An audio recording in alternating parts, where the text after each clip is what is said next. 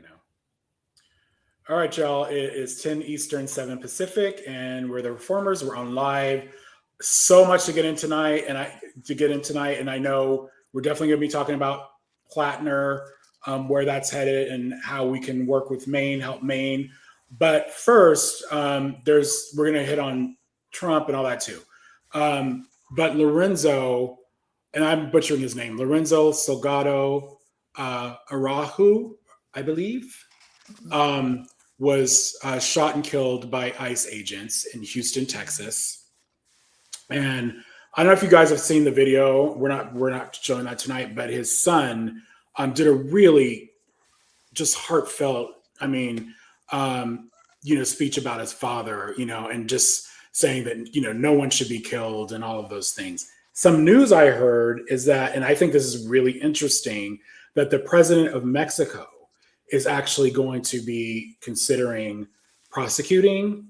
Do you all know about that? Because I think that's a new way, a new way to look at this. It's on humanitarian, So go ahead, Chris. Not just for him, for all of the Mexican immigrants that have been killed. Yeah, I think this is like really interesting to see how that plays out. I like that idea. Let me put that. Yeah, and of course it would be Mexico to do it, right? Like put it in the hands of a woman, and they're the ones that are going to get shit done. So I like that as well. Like, and that there's like, show the way. There's tension between the two of them as well, because Trump can't stand it when there's a woman in power, like to begin with. That already hurts his feelings. So this is just double time. But I think that what I want to say about this, and what I continue to reiterate about this, is that these kinds of atrocities by ICE are ongoing. They've never stopped. They're not in the headlines every single day because, one, people have fatigue. Two, we're not getting all the information because obviously this administration doesn't want to share any of it. And three, and more importantly, this administration keeps doing awful things that, we're juggling what to put where and what to put in front. But when something like this happens, it's a threat to all of us, right? Like if immigrants aren't safe, if documented or undocumented, it doesn't matter. If ICE is just shooting people in broad daylight, if that's their first inclination is to shoot before asking questions, then we're all in danger. And that goes back to, our rights and freedoms as citizens living here is to not be shot on our way home from work. Yeah. And if they're so trigger happy that, someone like this could be killed, it could be you or your neighbor or your friends, your loved ones, whatever.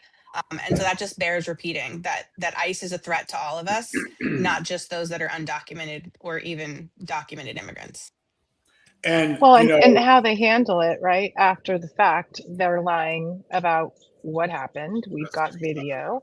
There was a news reporter who spoke today saying that he, when the incident happened, they stripped him of his ID and labeled him as a Jane Doe. So the family is now struggling to get his body, right? So how freaking disgusting. I'm sure that's not an accident, because they're going to probably try to have an independent autopsy conducted, and I'm sure that this administration is doing everything they can to prevent that. So they don't want them to have the body. You know what I mean? This is not.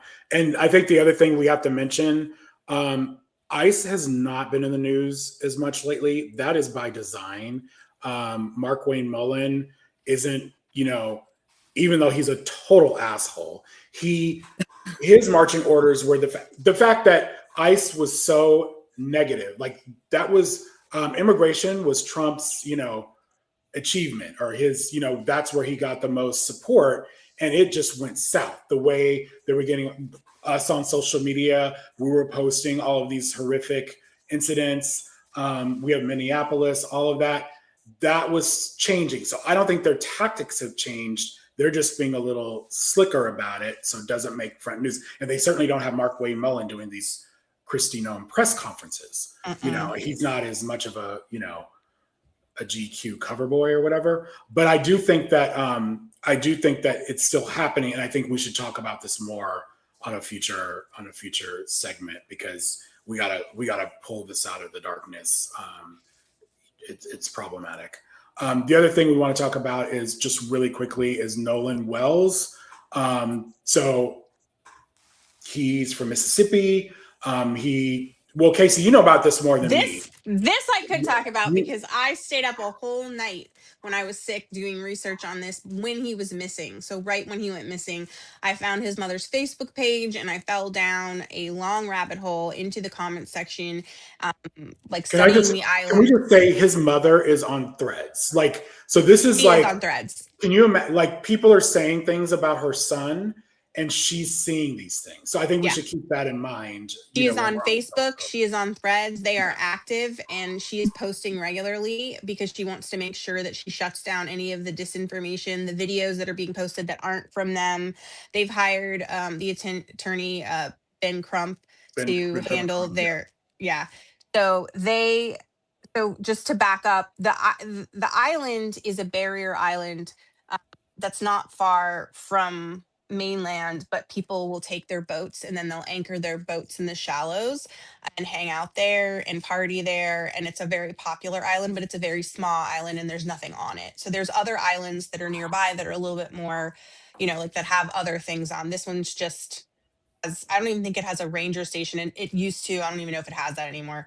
But like, just think just nothing there. It's like less than a mile wide and like maybe 8 miles at most long. And so people go there to play on the shoreline and then leave. And the problem early on when he went missing, that his friends had left and gone back, supposedly they had reported him not coming back to the boat and that they had to go, and they reported him missing early on. Like, they contacted the mom and they gave the mom his cell phone because he had left that on the boat. And initially, when we saw the pictures, I don't know if you have the picture of him with his friends, but it's like him. It's a black kid with 4 other white kids, and immediately we all went, that's not great, like, ever, but especially not in Mississippi. Like, that's the kid that didn't come back, and so that sort of just led me down this long chase of information. There was a girl that they thought was missing that he was with, but she said that he thought he was going to go back with his friends and had been cooperating with the mom. And eventually a park ranger found his body on, it's 2 days after he went missing. So he went missing on July 4th. I think it was the 6th in the morning. There had been like an extensive search, through the water, but they found him on the island, is what I had read initially. If anybody's I remember we were talking about he was missing. He was missing, right. And then they found his body. And they're classifying it as a drowning, right? That's the problem that I had, like, straight from the get-go, was the fact that it didn't make sense to me. There is marshy land. There's marsh on the land. Like, there's little like pockets of like swampy, marshy, like, water pockets, but they're farther in the island, right? Like, it's not, you'd have to go into the island. And what we were told was he didn't have his phone and he didn't have his shoes on. And that doesn't make sense. Like, he was drinking, but not to excess. And this is somebody who's been here before, right? Like, this is a culture. Like, if you've been in the South, anywhere, like basically Florida, all the way through, the Gulf, those areas, like, this is like just what they do on holidays, right? They get in a boat and they go over there and they party and then they go back. But you always make arrangements. And if you leave your phone on the boat, it's because you're playing in the water there, maybe, but like, you're not going to like deep into the brush where there's alligators and like, whatever, without your phone. Like, right. There's that didn't make any sense. And the idea that friends would just leave and assume that he would be fine didn't sit right with me from the beginning. And I was just gonna say, someone made a point on Threads that imagine if it were one white kid with 4 black kids, the reaction that you would be getting right now, because it was very, very muted in the beginning. It was, and people were, it's like, I posted about it. I didn't make a video because I was like, again, super sick, but like I was posting because I was like, this is just a problem. None of this makes sense to me. And it doesn't make sense in terms of like a culture of friends, like the way that you would behave for a friend. But but when they found him, it also didn't make sense to me that it was characterized as a drowning on land like that. Like now that's partially because they haven't released more information, but I think today they finally came out and said that they think that there was no foul play involved, that there's still an ongoing investigation. The family is now seeking to have an autopsy done, like a private, like as they should. And if Crump they is have involved, they will, and he's very experienced with Mississippi crime right. and racist. And they're crime. going to have to fight it because one of the parents of the children that's involved is a judge. She's a judge. And she's issued a statement with her name and her judgeship. Like she's like, you know, it wasn't like, oh, hi, I'm Sarah, like Wyatt's mom. It's like, hi, I'm Judge so-and-so, you know, Wyatt's mom. Like everything was like, I'm a judge, know that I'm a judge. I recognize that I'm a judge. And I get that judges can be kind of like that, but also I didn't love that. And they've all turned off their social media. They've all gone private. And you know, it's like initially the story that they gave was just there wasn't a lot there. Then the parents were so smart because the one thing they did, and by the way, if you're seeing this now and you have any footage, please contact them. They were smart to post early on if you have any footage from the island that day. Like if you know anybody that has footage from the island that day, please connect with us. Regardless if you think it's suspicious, just share it. 100%, just give us the footage, like of whatever you have. He doesn't even need to be in it. Like just we're trying to piece the day together. And they did that very early on, and a lot of people were really helpful with that. So I think that they got a better picture because there was an altercation that happened on the island, and they were trying to determine if he was involved in that. And there was just a lot happening, but they were able to get the media themselves. And so again, I say if you know anybody that's from that area that has footage, to contact the family directly. They also have a GoFundMe. There's one GoFundMe. I've linked it in my posts, but it's also on her Facebook page. And it's the only authorized one. And it's like Aaliyah, like I'm trying to remember, like, or Alia, you'll see. Linked it. I'll link it again. Okay. But it's just the one GoFundMe. And that's helpful. That'll be helpful for them because I know like they're going to have to pay a lot of money to seek out justice for him. Yeah. Unfortunately, because it's Mississippi and it seems like a really tight knit community. And it looks like they've already closed ranks and there's a judge involved. They are racist there. Like the whole investigation thing. Like I just know that because I've done a lot of social media work with Mississippi at one point, and it really stressed me out because so I was just trying to expose Mississippi corruption, and I kid you not, every day there was a different story, and this went on for months. And you know, I was just like, this is why they always make my States Against Humanity finals, because there's always badness there. And when you couple that with like a smaller like community or whatever, with a bunch of like, you know, football or like athletes or whatever, there's a culture around it in the South. They really do just excuse pretty much anything. And like, yeah, murder would be that. So I think I told you, I messaged you, I was like, I'm not going to believe anything short of like some sort of manslaughter, like, you know, like maybe there was an accident that happened, maybe it was an accident, but people left their friend on this island. These kids left you're not going to sell me anything less. Crump will, I think when they have some information, I'll feel a little clearer. Once they do an independent autopsy, which I'm sure they will do. We need, you know, it's very, you know, and I can see why they're not giving a lot of information right now because they don't have it. But they're also going to try and like, you know, get some justice here. So I'm glad they have him, and I hope that they find justice, and I hope that they can have that peace. I just, as an observer, I'm not satisfied with what I'm seeing now. Yeah, very, very, very true. So y'all, I want to say this happened last weekend. Yes, Sunday. We find out that Doge is officially closed, which I kind of thought they already were. But here's the thing. We got to make sure that this shit, when Congress flips, this has to be a priority investigation. hearings because this, like, so much went down. I know we know a lot about, like, they were putting out misinformation on the numbers that they were, you know, the whole thing was abuse, you know, fraud, waste, fraud, and abuse. And they were putting out numbers that were inaccurate. We knew that. The Times did a lot of reporting on that. But then the big thing is they have our data. And what are they doing with that data? And where did it go? And I know we talked about it on our live before about those. They're basically hackers, like Elon Musk's team of you know, yeah, they're hackers, and they were not analysts. They were not data analysts that were going there to do proper analysis on, like, where the money's going and all that. They were there to shut stuff down and to take our data.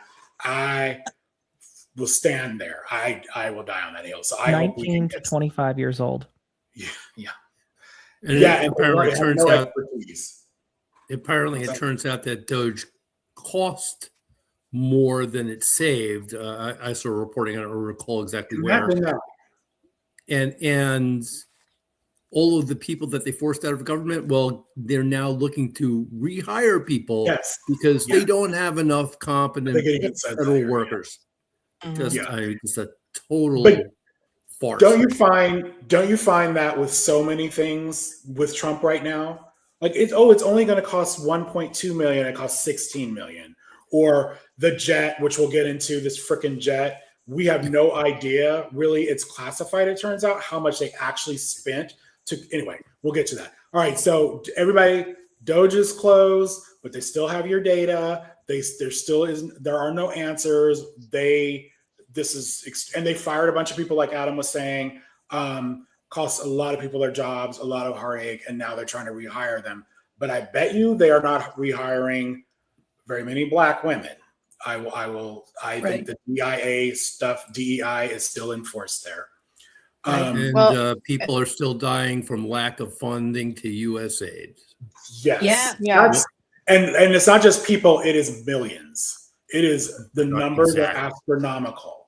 And all of the suits, all of the investigations into Elon Musk are now gone, right? Right. There was like 5, I think, total, or 6 maybe. Not in Europe. He's still got huge problems in Europe. Fingers crossed. Good. So let's touch on a certain someone here. Do you think he'd be willing to call into the show? Could we get him on the phone now? You know, I wasn't really expecting him to call this morning, to be honest. So when the phone rang and I was able to talk to him, I was frankly pretty grateful. I mean, as I said, I've known him since I was a teenager.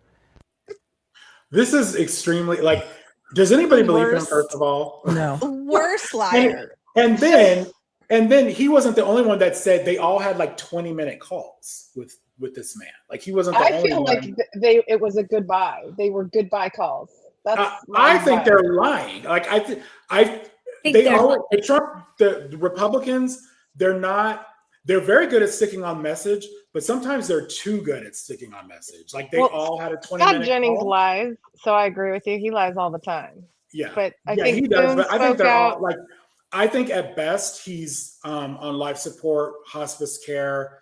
I think you can speak to somebody who is, incapacitated. Brain dead. Yeah. It doesn't mean they're speaking back. So I don't think they want him. I feel like there's like a little. Out. Yeah, I feel like there might be a little truth, but it's not the whole truth. I don't think it's a case where he's sitting in bed. I think it's a case where he's laying in bed and he's got all kinds of crap going in and out of it. I think it's good. I think we should remember too, the 911 call. He was described as unconscious. Now, that doesn't necessarily mean he was lifeless, but at someone at his age, we pointed out last week that the survival rate is very low. So he was not getting the oxygen to his brain to make it work. But anyway, I just feel like we saw a video yesterday that said that years ago he'd come into, I can't confirm this at all, but I 100% believe it based on the video footage we've seen, that he had come into a server's restaurant several years ago, and that he was not cognizant then, and he was falling asleep at the table. And like he was in a meeting with like some people from Pfizer, or I don't know, but the point is that they had rented like a room and gone, and had like a dinner situation there at a DC restaurant. And so I can't confirm that, but if you go back and look, he was starting to do the thing where he phased out on camera and like would just stop speaking, and like people were suggesting maybe he was having strokes or some kind of seizure activity. There was already problems, so the idea that he's somehow prone to fall, like that's been right, happening. he's had so many injuries and so many problems. I mean, at this point, like I was like, are we sure he's alive? Like, was he alive when this happened? Like, how? This man keeps the lives of Mitch McConnell should be studied, because like God, if it was any one of us, our insurance would have cut the cord a long time ago. So anyway, I don't think he was surviving that kind of CPR, and I'm surprised, although he is a GW, but I would be surprised. I don't know how they got him on life support. I thought he was in a cooler somewhere, to be honest. If you don't have a DNR, they have no choice but to put you on life support. Right. Which I'm sure he wouldn't have a DNR. He wouldn't have a DNR. What's up with his wife going to China? Like 3 days after, like, what's the story there? He was dead and she's like, bye, like, I gotta go. Like, you don't, she's the person who, well, when people die, you make arrangements. I mean, we're going to pull the plug or not. We all grieve differently, Chris. I mean, nobody wishes death on anybody, but I mean, I do. I do. I mean, he's killing people, so I do.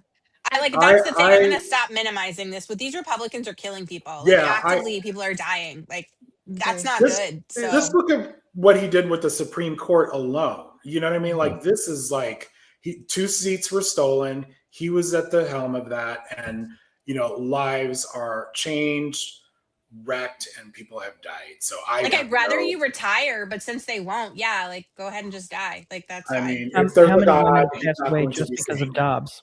Yeah, just because of that. Like, not even looking at we just talked about somebody murdered at the beginning of this, Lorenzo, like, by ICE. That's just one person. There's been thousands more. So that's bad. I don't wish good things for people like that. Yeah, no. I guess. So deal with karma later. So, okay. So the last live was right before 4th of July, it's headed into 4th of July weekend. And one of the big things on 4th of July was the Patriot Front marching through DC. They were on the train. So this is the photo that everyone has seen.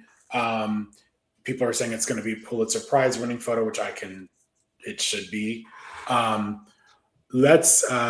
me show. This is another photo of a woman sitting in the train station with Patriot Front surrounding her. There is, and then, I tend to make fun of them when I see them, like the posts I've done, because they're just so, these are like khakis and they have polos on or whatever. They were using U-Haul vans and rolling into, like, I think the first time I saw them, they went into, I want to say it was Pittsburgh. It was somewhere in Pennsylvania, and they were shouted down, like they were chased out of the city. And this is how they should be treated. And so, like, I tend to make fun of them, but there is there is a violent past here. Well, watch this little clip. Shields touched my skin, though. That initial touch triggered, just in a blink of an eye, all of this ancestral information that's held within my body. And I immediately knew I wasn't safe. I think the uniform is so plain or so casual that it doesn't stand out. It's not like white men wearing robes and hoods. So that was in 2022. Yeah, a lot of the discourse. We can pause it there. They are the Klan in a different font. I mean, it's that picture. There were several pictures.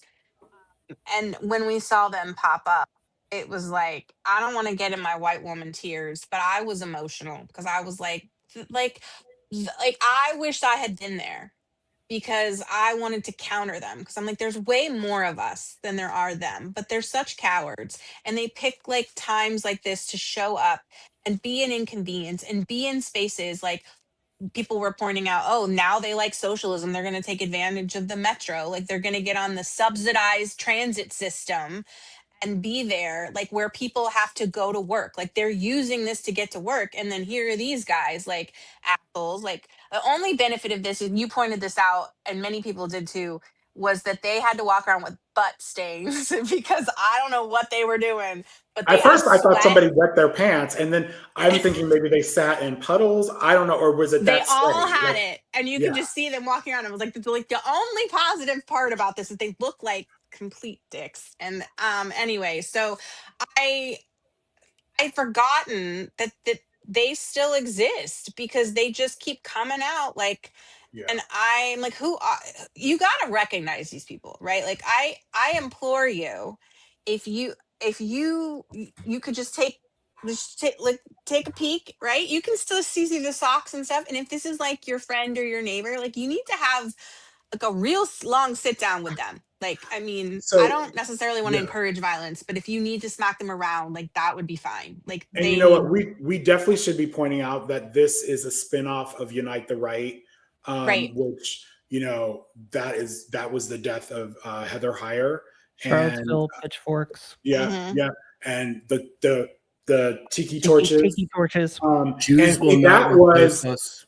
That's why they're wearing, yes, Adam. And that's why they're wearing the mask, because they were not masked then, and a lot of them lost their jobs. The employers, people on social media did our jobs and were like, fire this guy. And he was like, he was an employee at Subway and lost his job, you know, like it's so like if you have to put on a mask to carry your message, then like it's the wrong modern message. KKK, like Adam said. So, but isn't correct me if I'm wrong, guys, but isn't there some federally sanctioned group that walks around with military style clothing without identification? ICE that has masks on. That's what a lot of people were saying. These are ICE, these are ICE people. They are 100% ICE agents. You can't convince me. It's a circle.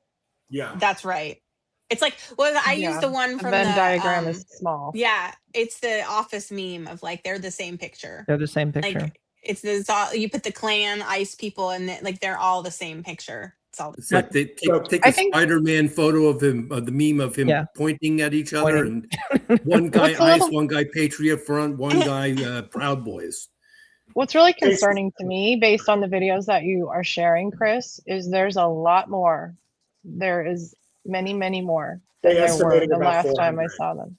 They said about 400. Yeah, it's not. This is a lot more than what we've had, that we've seen in the past, or at least that I've seen. That first picture you showed, though, is one of those pictures that you instantly know 30 years from now is going to be in a textbook. It's just so perfectly encapsulates. Pulitzer for sure. Her face was just perfect because it was like that was really knew. Because that was the first photo that a lot of people, or the first image that a lot of people saw that day, and then they were like scrolling through social media, like, what is happening here? And then you saw this marching, and first of all, it was Independence Day. It was the 4th of July. So it's just like, this cannot be happening. And obviously that was intentional. Here's a reaction of a Casey, to your point, you wish you had been in DC. Here's a woman that was, and here's her reaction. Look at this. Those are. Oh my God. Not the Proud Boys walking through DC. She said Proud Boys. Tripped. Oh my God, y'all.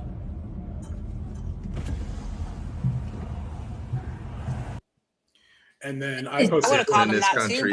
We've seen that before. We know that is a dangerous and foreboding and ominous sign.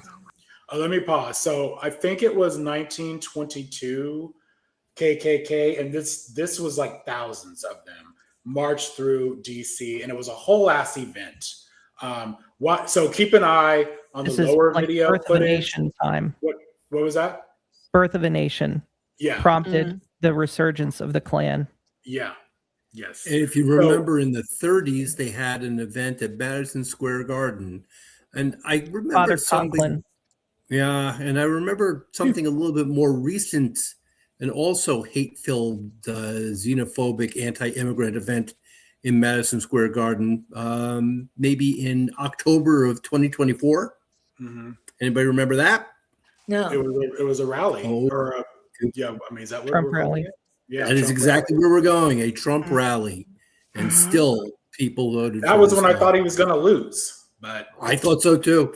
yeah. I'm sorry to bring this up, but they look like they stand out and they want to stand out and they're very intimidating and they look like Klan. They look like the KKK did. Oh, no, to me, they look like incels who are No, like, they look Well, like, yeah. but I mean, they do. But if you, So in other words, they look like the Klan. they They- do. They want to look. yeah, I mean, No, the Klan I think kind it's of the look. masks more than anything. Like these Yeah. masked men with the flags also. Like to me, the way they're dressed, no. Like, come on, Yeah, I mean, it's like they're not in the cover of darkness with flames and like Right. that made. And the KKK was like they were the first ones out the gate, like in that era. And now we know what that is, and it's daylight, so they don't get the like cover of night. You know what I mean? Like the night does Right. things for people. It can kind of like make things more mysterious or yeah. scary. But it's like now you're like right next to me, like walking, like we're waiting at the same crosswalk or something, and I'm like you're wearing Old Navy khakis and KKK is still alive and well in the South. I mean, they don't. yeah. I'm gonna tell you a story. You It's don't have not to go really to my the story to tell. But I don't think David would mind me saying this. So he was campaigning with Doug Jones. They were speaking at a black church in Alabama, obviously. When they came out of the church across the street, the KKK was there, full garb with a burning cross, because they did not like that a white man was speaking at a black church running for Senate. And this was, I mean, it's been some years, it's 10 years ago, but, or not even that long, but, this is modern day. So watch this clip. For what is happening in this country, not what's to come, but for what's happening right now. Shout out. Look, I mean, these people this is white supremacy. This is a Klan rally on the Washington, D.C. subway system, a complete takeover of public territory. That does not make 50 to 60% of this country feel safe or secure in any way. So the president's speech was almost irrelevant when you see this hate group with masks on, these cowards walking through public territory unfettered and unbothered. And shout out to the photographer who captured the young black girl sitting on the train in the midst of all this hate. That is an instant Pulitzer, and it's reminiscent of the Ruby Bridges and the Birmingham Hoses and the dogs. And it's in 2026. So for real, the president's speech didn't matter too much when you see him condoning and not speaking against this, because we hear what you have to say, but more importantly, we see what you do and what you condone. This was on the 4th of July, this momentous holiday.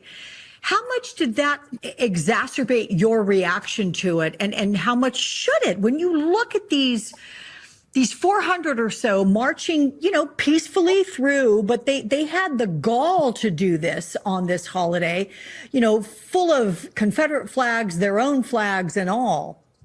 Yeah. Well, we have to remember that Washington, D.C. is federal land. So ultimately, these white supremacist hate group protesters were doing so with the tacit approval of the federal government. And I understand the First Amendment notions that everyone has the right to protest, but this is a violent, ominous, threatening group. We know what they are, we know who they are, and we've seen them do this before. And the reality is that they did this yesterday with the absolute and complete approval of this federal government, this administration. It is completely intentional that it was on July 4th. It is completely intentional, and the message was received that they intend to intimidate ahead of these midterm elections and frankly, ahead of the 2028 elections. And let's also add, this group was formed in the wake of that fatal Charlottesville rally there near University of Virginia. So that should be duly noted. Also, this is the leader of the group, and I'm putting him up there because there's been the narrative from the right on social has been, oh, Antifa. Also, the Fox News folks were like, it's Antifa. This is not Antifa. This is actually a person with a name. I'm not going to say his name. We don't need to share his name, but notice he's not masked. You know, he is a known figure with this group. Can you say his Grindr profile name? No. Okay. I mean, the problem with all of this is like, first of all, I just know they're trying to do something. They're just trying to get hate speech covered under the First Amendment. Like, I just know there's something they're doing. You know, now that they've got all these extra Supreme Court justices, I feel like they're going to start demonstrating more because they're doing some kind of fucker. There's always an agenda that way. And then also just this idea that they really are trying to rewrite the entirety of our history and what it means to be an American when we're the ones that stole all this land in the first place. It's just watching them. It's not just the hypocrisy of that. It's like, do you really think what's happening right now is so great? Because like, that's what white people have done. Like, I look at, like, have you noticed like our like what's going right in our country right now? Because that's a white man doing that. Like, you understand, there's not even like, as a white person, like, what are we really proud about right now? Like what look at this. It's just, what a weird thing to continue to double down, like, to make your identity hating somebody else when, like, look at what your best is. Like, these like saggy, like wet men, like, that obviously women don't like, so they're angry about it and they got to come march, like, I like the person sentiments known in the chat that said follow the money, they're being paid. Yeah, you know, for sure. I want to follow where they're getting their masks because they're obviously getting them from the same place. They are like really uniform. Yeah. It's organized. So find that out. They're not from the DC area or Virginia. That's what I was. They're from Texas, I'm pretty sure.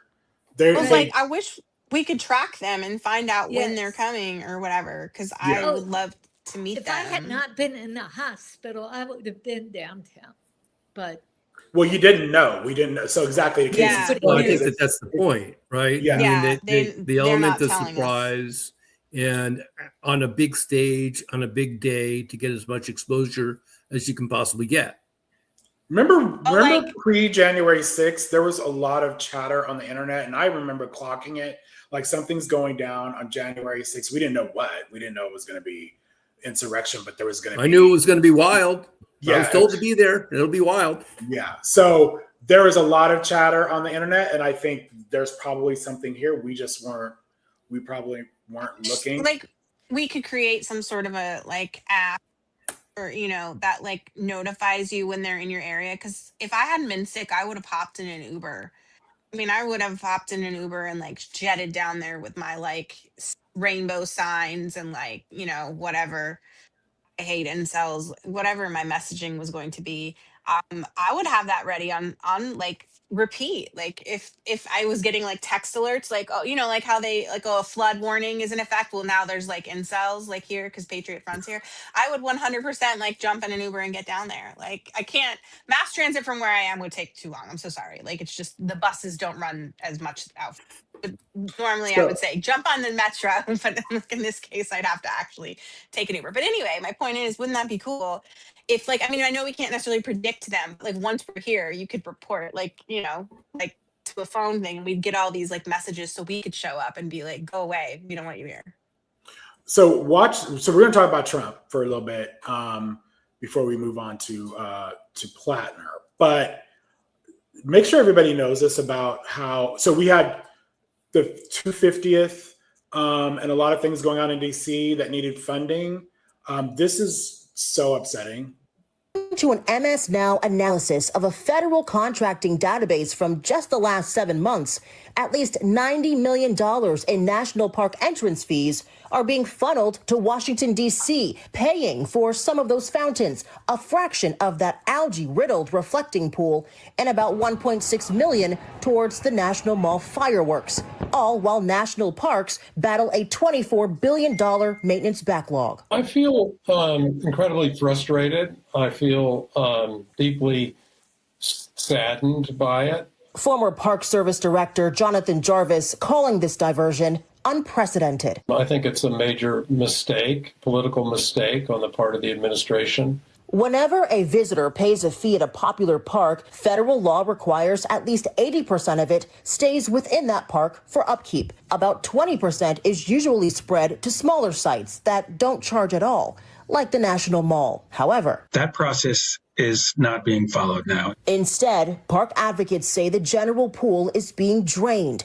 and poured into the nation's capital. And while DC parks need repairs too, they can't believe projects across the country are going unfunded, many related to public safety. So there's one park that we heard from that spent countless hours of work, both at the park and at the support office. They had done the site assessment, they had done the surveying, they had crunched the numbers and put the budget together, and they were told that they had the money, and then that was taken away, and they were told, sorry, we're diverting that money to Washington, D.C.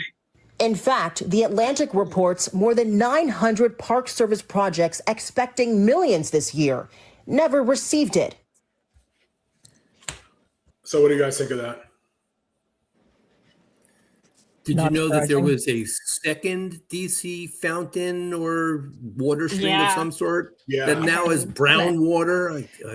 I guess it's rust. What do you guys think I was that is? upset. I just want to point out that if you have a national parks membership card, that now Trump's face is on it,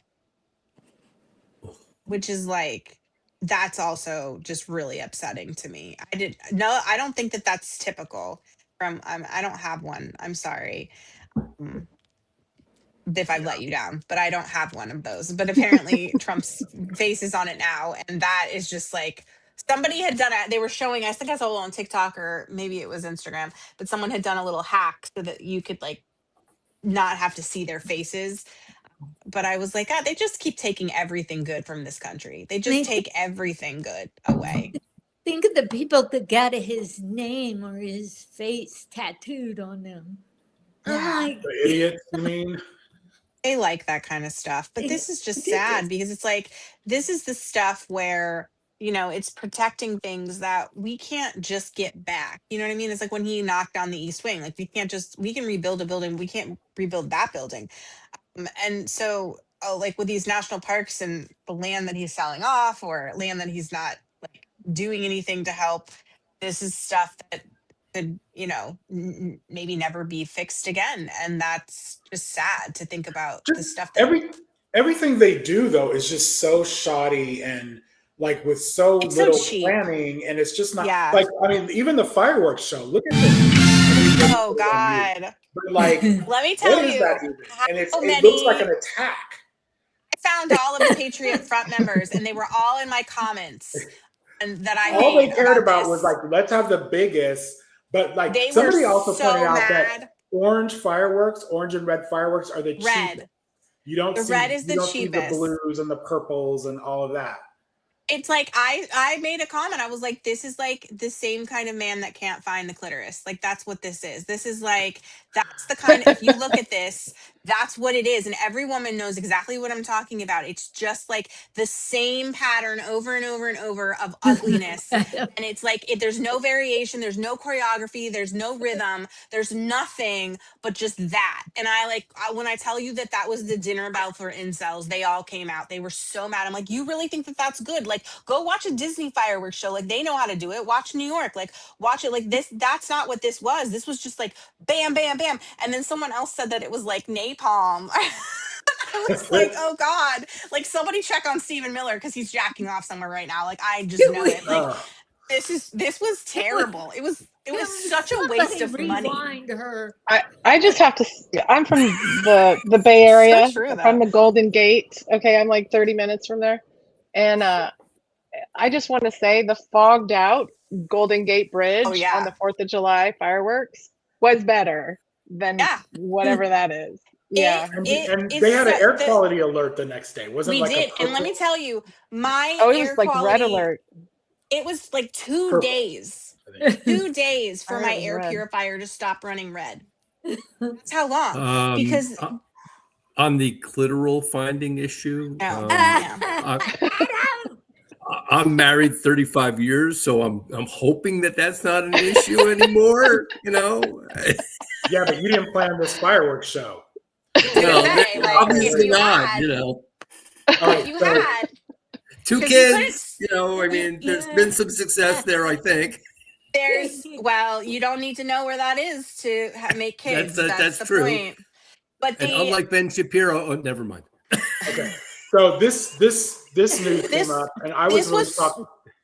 Go ahead. I wanted to say, do we know the final tally on the amount that was spent for the fireworks? Like, did anybody get a final number on that? I mean, not that we believe anything they're saying, but like, yeah, I was going to say, and I think this it needs is a good example of something. At this point, it's not. This is something that we Susan can't control herself. This is. I mean, look, it took investigative reporting to find out like they're actually redirecting money from national parks to pay for this stuff. So we should have figured this out, because this is my bad, because we can find the going rate for a firework and then multiply it by however many, because they told us how many they had because they wanted to get the record or whatever. One of the things that really bothered me, you guys, a lot of people want to argue with me in my posts about it, but if you actually look at if you go back and you actually watch like footage, it didn't start, the fireworks did not start until after midnight, like at midnight. So they're calling them they're doing the 4th of July on July 5th. So we're not even like on the same day. Everybody was saying, like, how did you like those 5th of July fireworks? And again, that made the incels really mad. That's like hilarious. People were very offended that we thought that these were a waste of money and that they were very poorly timed, and that, you know, he fell asleep watching them. I forgot to send you the picture of that, but like there's pictures of him falling asleep watching that. Initially, I was like, I feel bad for these folks, right? Like you went and waited in the heat, and then wait a minute. No, actually, I don't. And like, by the way, it was miserable. Yeah. It was so bad here. The lightning was so terrible. It was weird because initially there was so much thunder and lightning. I thought they were going to like scrap the whole thing, but then I was like, oh, they don't care if people die. So then all of a sudden it was like, we couldn't tell what was thunder versus what was the lightning show. That's how bad, or the fireworks show. That's how bad it was. Like the thunder was really loud, and then the fireworks. Remember, they evacuated. I don't have any footage of that, but they evacuated, and it was a mess. People ended up in the African American Museum, which was just that was terrible. So much irony there. And remember, Trump posted on Truth Social, like, "Come back, it's going to be the greatest show ever." So, yeah, they only had 150,000 people there, which is like really sad for a 250th anniversary celebration, no less. Yeah. But my point, he ruined it for everybody. He ruined it. But the people that actually showed up and went, they were in pouring down rain. It was awful. Like the conditions were miserable. So just like, the bad people were treated to a terrible show.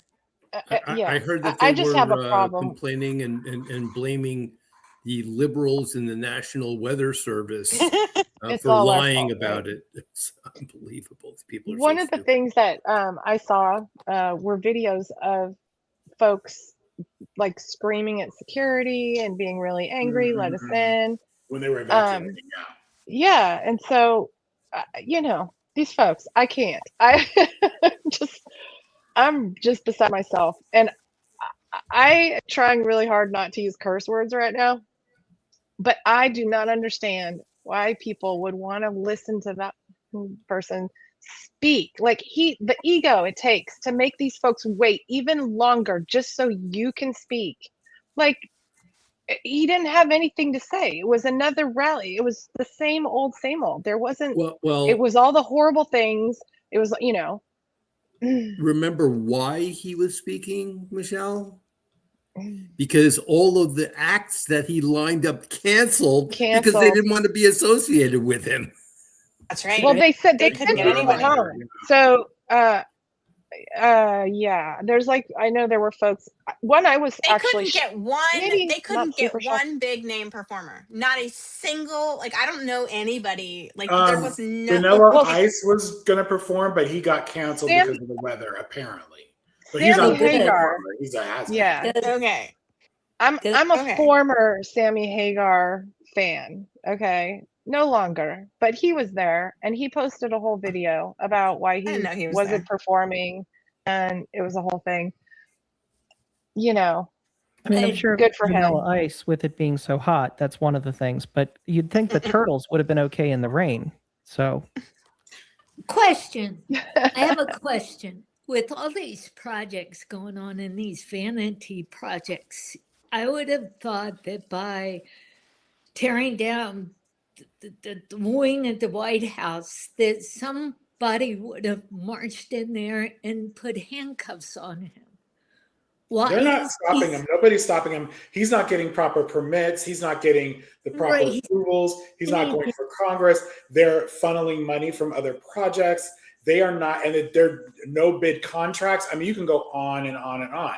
I mean, since we're talking about projects, what's going on with the columns at the White House? Is that the column mural thing? Yeah, Chris put that up. That's amazing. It's like they can't even put up curtains. Yeah.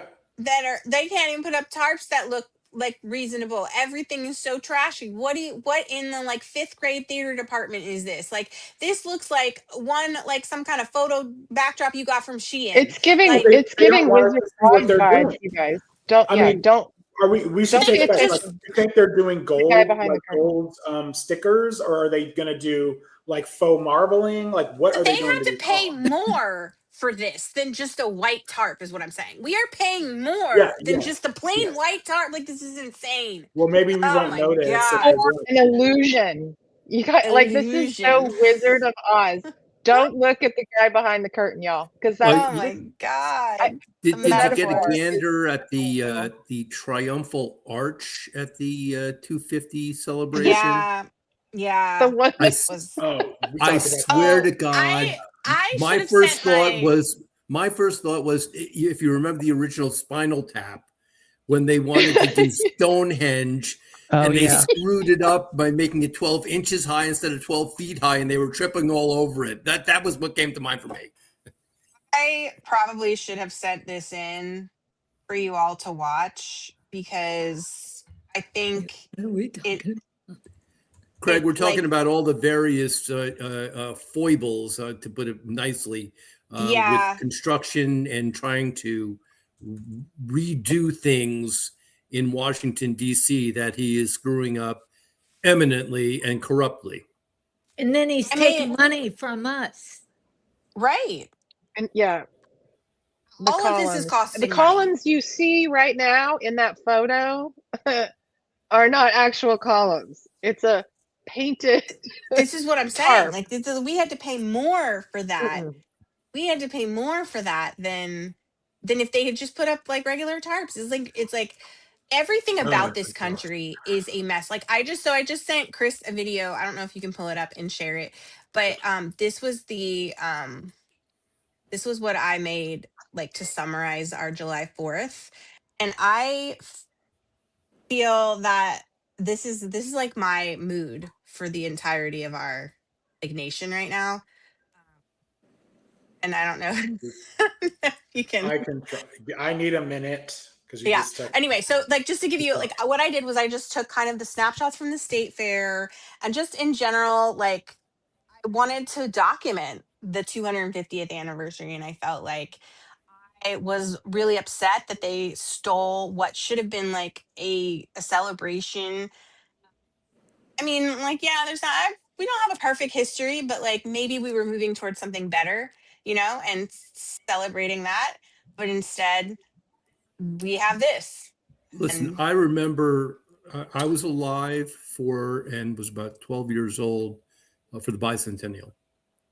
And this was a countrywide phenomenon, and everybody was patriotic and loved it. And I happened to be fortunate enough to be in New York City on the top of the building, watching all of the ships come in. Wow. And it was just beautiful. It was wonderful. All these tall, sailing ships, period ships, from old times, replicas, and it was just stirring, moving. This was, Spinal Tap getting the measurements wrong and tripping over the supposedly monolithic pieces of stone. It was sad. It was sad. But this made me laugh. So I don't know. Yeah. It was I mean, cathartic. I don't think anyone died, but whatever. All right. So only of laughter. This is kind of crazy. Did you get the video? Can you show it? I can't because the dock is full. I have to take stuff out to put it in, That's and then fine. I'm going to lose track. Sorry. But moving on to, did y'all hear about this? So Trump is demanding, in order for the states to get anti-terrorist funding, they have to turn over their voter data. This is illegal, like that he's doing it this way. So this should be. I haven't heard about the lawsuits yet. I just found out about this, I think, a couple days ago. Have you heard about it? Do you know what's going on? No. I know the lawsuits have been started by some states, but don't know where that's gone. Okay. But this should work very well in New York and in Los Angeles. I mean, that's brilliant idea. This is different than them firing the other committee, right? I think they're just asking for the voter data in each state in order for them to get anti-terrorist funding. So this means states are going to be left unsafe. I honestly don't know a lot of what goes on in the anti-terrorism funding. Like, I don't know. Like, I think California will probably be okay. New York will probably be okay. Like, we're going to be the main targets anyway, but we're not going to leave ourselves, just like red states aren't going to be. I don't know. Who the hell knows? Like, right. One of those states is Utah. Then you have like Oklahoma City. Utah doesn't count. Yeah, I mean, that's a great point, Chris, because we're not necessarily talking about international terrorism. Right. It's very much a domestic problem. Do you happen to have a photo of the guy who's in charge of our anti-terrorist? No. I'm sorry, I shouldn't laugh.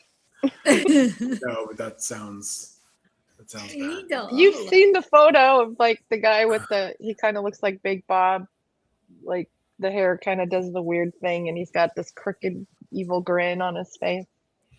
Cartoon villain. He's like 23, 24 years old.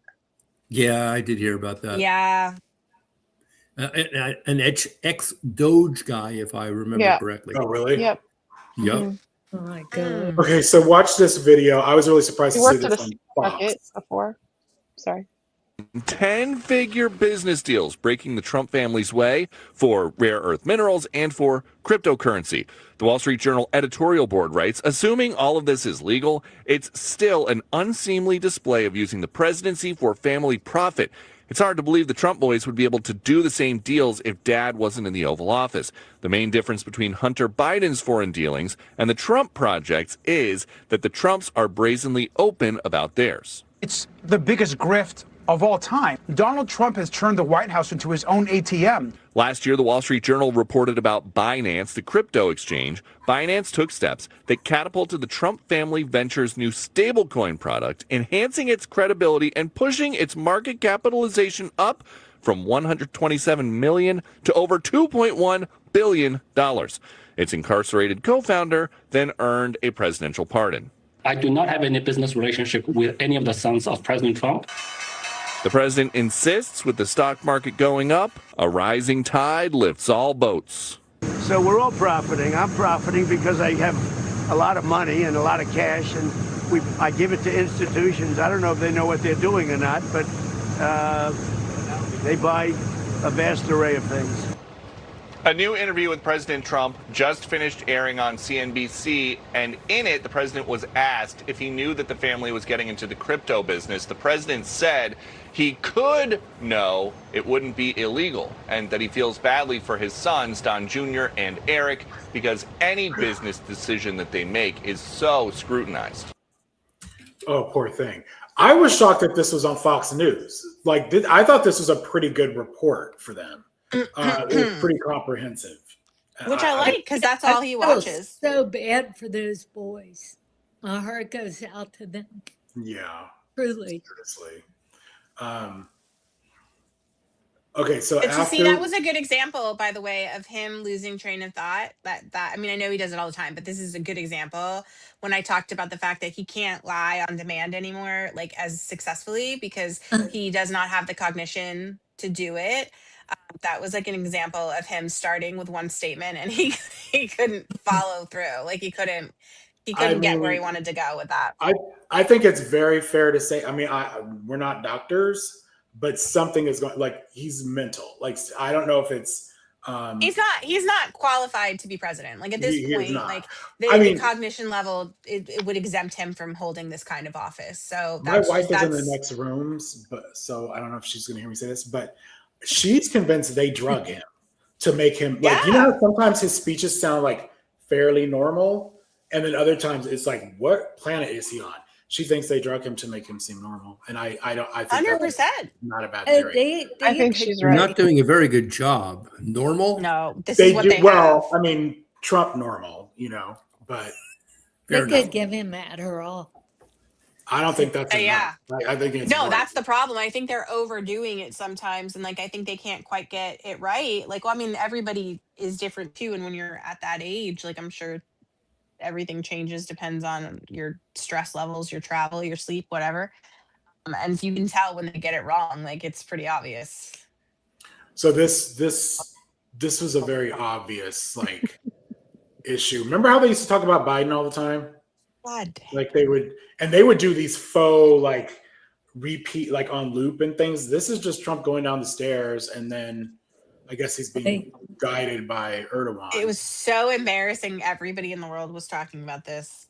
Like you have to have another president literally tell your president where to walk. Like he's just completely confused. He has no idea what's going on. Come on. And he glitched a couple times. Did you? I don't know if you have that video, but the video of him glitching, like where he's like when he was giving the speech at the UN, like he's just saying wrong words. Like it's just you can't even understand what he's saying. There's another video of him where there's like the space where him I think it was in Drogon. I can't remember, but it was recently, so I'm assuming it was him. There's like a circle that they're supposed to stand in, and there's like the military lined up, and Trump is literally spinning around, and he had to grab him and like set him, you know, like a chess like a chess piece, like literally you could see him kind of like, dude. It's so embarrassing right now to me to see Michelle, that. I noticed the way he stands. I'm very cautious. Oh, they say that's a sign of dementia. I don't really get it, but it's like a lean forward. It's the whole. He also wears lifts because he wants to be taller. So maybe that's part of it. Baby lifts don't do that to you. Maybe you should wear a girdle. Yeah. Okay. So remember the well, watch this. The pool, the guy the Olympian. Priority not only for the president, but for myself as well. So today, a grand jury has returned a felony indictment against a defendant, David Hearn, for felony destruction of property, for which he faces 10 years in prison. The indictment is in response to an incident that occurred on June 19th of 2026, in which the defendant Hearn ripped a piece of recently installed sealant on the bottom of the reflecting pool at the Lincoln Memorial. By Hearn's own admission, on June 19th, he reached down into the pool. Our evidence further shows that the National Park Service employees observed Hearn actually forcefully and violently pulling up and removing the bottom liner with both hands. They always overdo it. Like when they, you know, she didn't have to say that, like forcefully and violently. Like, where's the video? According to witnesses, Hearn damaged approximately 2 square feet of sealant from the bottom of the pool. And didn't Trump say it was like 300 feet, like a 300, like someone took a knife? 350 feet. A 250, 300, 350. Actually told Hearn to stop his behavior and stop what he was doing. Hearn reacted by shouting at that park's employee, saying that she cared too much about the reflecting pool. And why did she even care, since it wasn't her pool?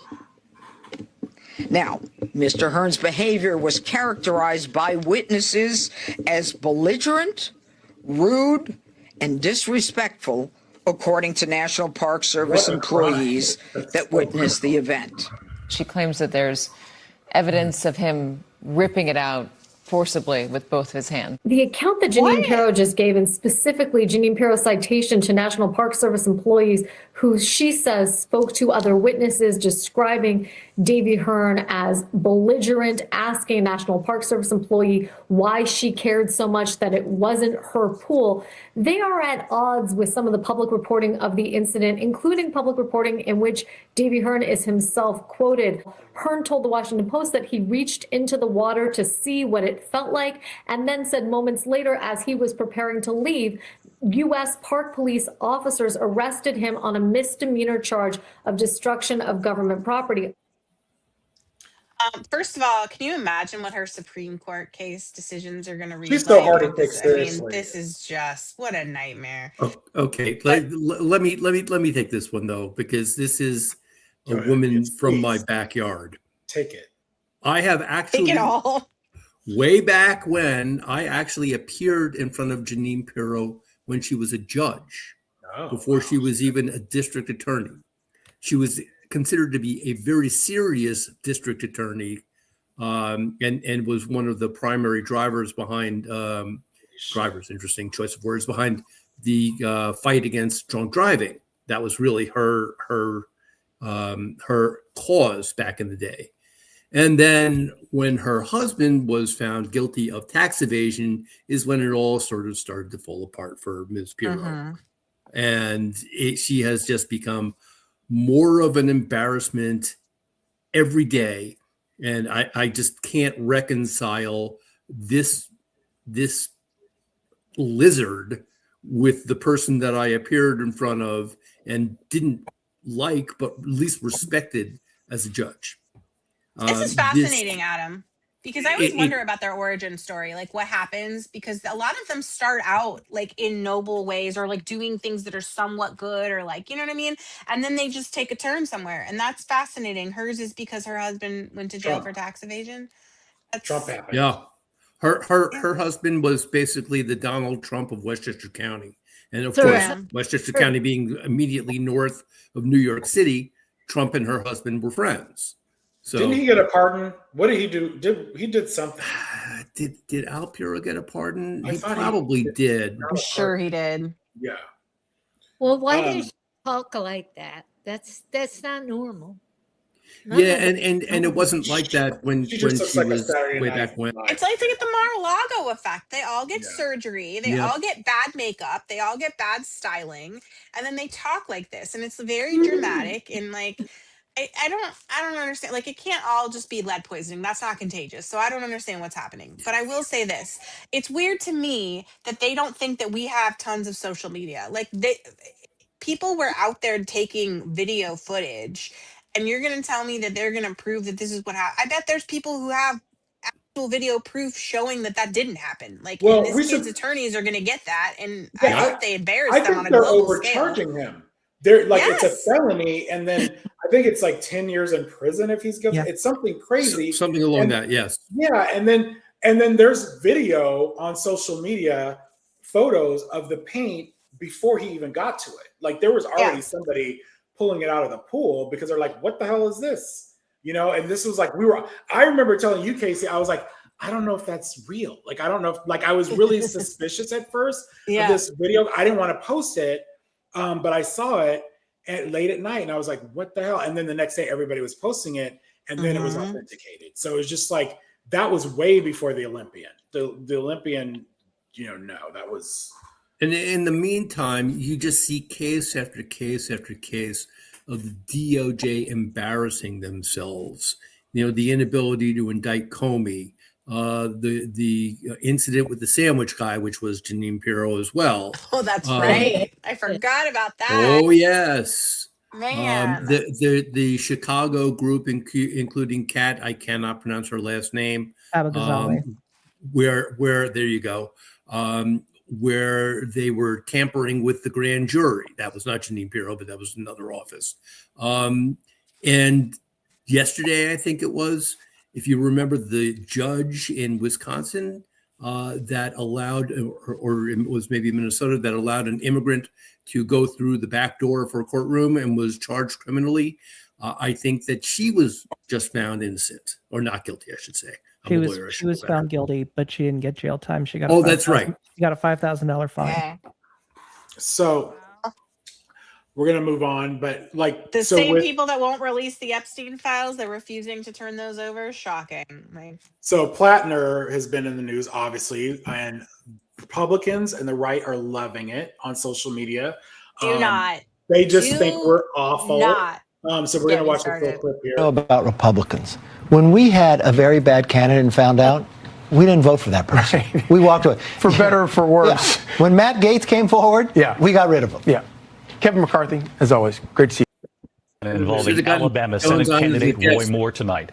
A fifth woman now stepping forward to accuse him of sexual assault when she was 16. Tonight, a woman who was in a 5-year relationship with Republican Herschel Walker speaking out to NBC News. I believe the deception now is on the American people. Her story, not the first allegation of domestic abuse against the former football star. His ex-wife, Cindy Grossman, spoke out in 2008. He got a gun and he put it to my temple. From what I understand from doctors, that's really rare. If it's a legitimate rape, the female body has ways to try to shut that whole thing down. Hey, when you're a star, they let you do it. You can do anything. Whatever you want. Grab them by the pussy. In a statement tonight, Trump saying this was locker room banter. So Donald Trump, Roy Moore, Herschel Walker, Todd Ekin are all in that video, and they're, so and also as Democrats, we should be better than them. Like we're not gonna, use them as our standard bearer, but they are actually having the nerve to say that they're better than Hold on. You better let Casey go. Let me, no, this has been an exercise in, I'm trying Casey's going to say what I'm going to say. Casey's going to explode. I'm trying to save my nervous system. I was going to read you a couple of the tweets. You can't hear me?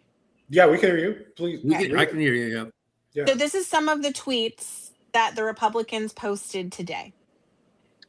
And so today, the Republicans on Twitter, literally the Republicans, see their account. Okay. You can see this. And I have shared some of it to my threads as well, because I was like, girl, what? Every Democrat that endorsed Graham Plattner endorsed a rapist. Go out and come back in. Oh yeah. Susan has to go out and come back in because she can't hear. Oh, well, maybe I'll save Susan this. And so then they quote tweeted Chuck Schumer, who was talking about Susan Collins in Maine. And they're like, I think you said this before about a rapist, also from the Republicans. The Democrat establishment was fully ready to make a rapist a United States senator. They only took him out because he was going to lose. Democrats are okay with predators like Graham Plattner until their poll numbers are down. And then they went on and did more. And I would just like to point out that they are literally trolling the Democrats and saying that we pick predators as our politicians. And I swear to Christ, if the Democrats cannot mount a social media campaign against this, y'all, I'm gonna die. Because my blood pressure, I don't have a problem with it now, but I will, because there's no way I'm surviving this. He's our president is a rapist. He's a trafficker, or a protector of people who traffic children. They're pedophiles. What do you mean? You can't moralize shit to me. Go away. Oh my God. What's John Edwards up to? What's Anthony Weiner doing right now? Where's Andrew Cuomo right now? What's Eric Swalwell's prospects? Yeah. So I don't want to hear this. This is dumb.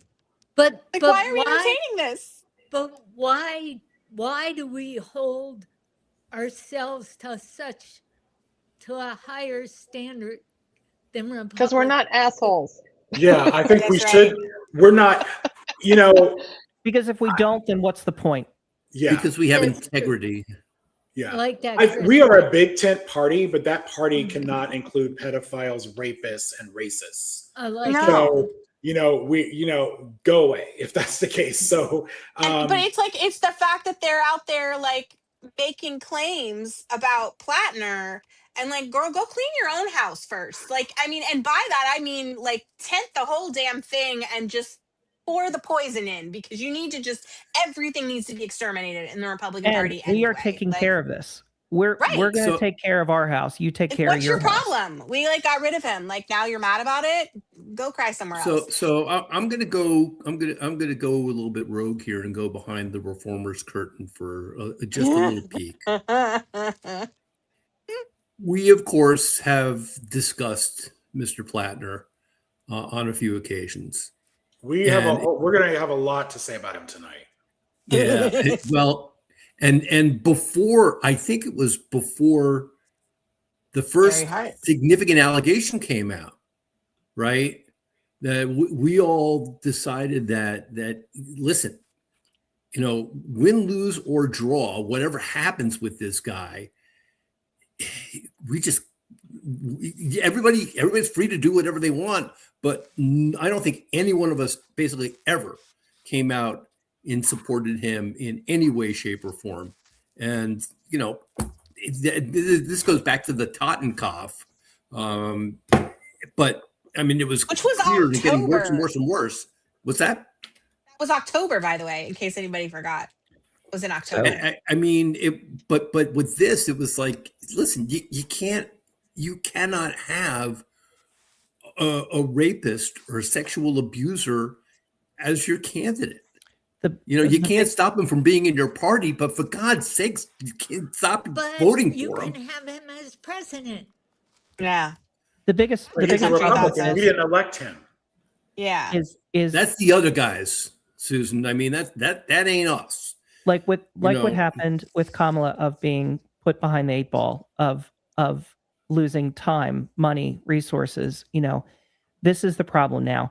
So I was just up in Portland, Maine, and this is before the allegations were brought this past week, and around Portland, and we traveled around the city and significantly into the suburbs of Portland. And Portland is their largest city at only 68,000 people. So, for somebody that lives in New York and Los Angeles, even in Philadelphia, you think like this is a small town to us, but there were only Plattner signs, no Collins, no anything. And there were tons of them. So what that speaks to for me is this is going to be quite a challenge, because all of that momentum that had been built up is going to have to be redirected. And as we saw with Kamala Harris, there were some people that were like, I'm not going to support her because of what happened to Biden. There were some people that were like, well, I don't know enough about her. They're like, it's the exact same thing has happened here, where it is the timing of it. It is the resources that have not been allocated. From a very practical standpoint, this has put the entire country at risk because of what happened here. And you said this. I would like to point out, you specifically said this. You were one of the first people to say this, that I remember saying this. And you said it on this live. You said, the problem with this is that it's taking money away from what could be other campaigns. Yep. This should have been a gimme. And Yep. then if something happens like this, right? The amount of money that it's going to take to try to dig the Democrats out is money we don't necessarily have.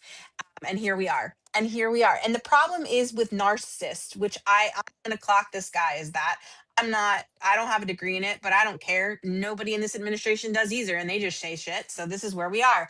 Like, this guy has all the hallmarks of a narcissist, and narcissists don't just let go of power. Like, they make it about them, like, until they draw their last breath. So this, like, the fact that he's saying, I'll probably file the paperwork on Monday, tells me I don't think this man has any intention of filing his paperwork. Like, I think he's going to hold on to that money. His video saying that he was going to suspend his campaign, not drop out, was just a masterclass in narcissism. It 100%. was completely about him.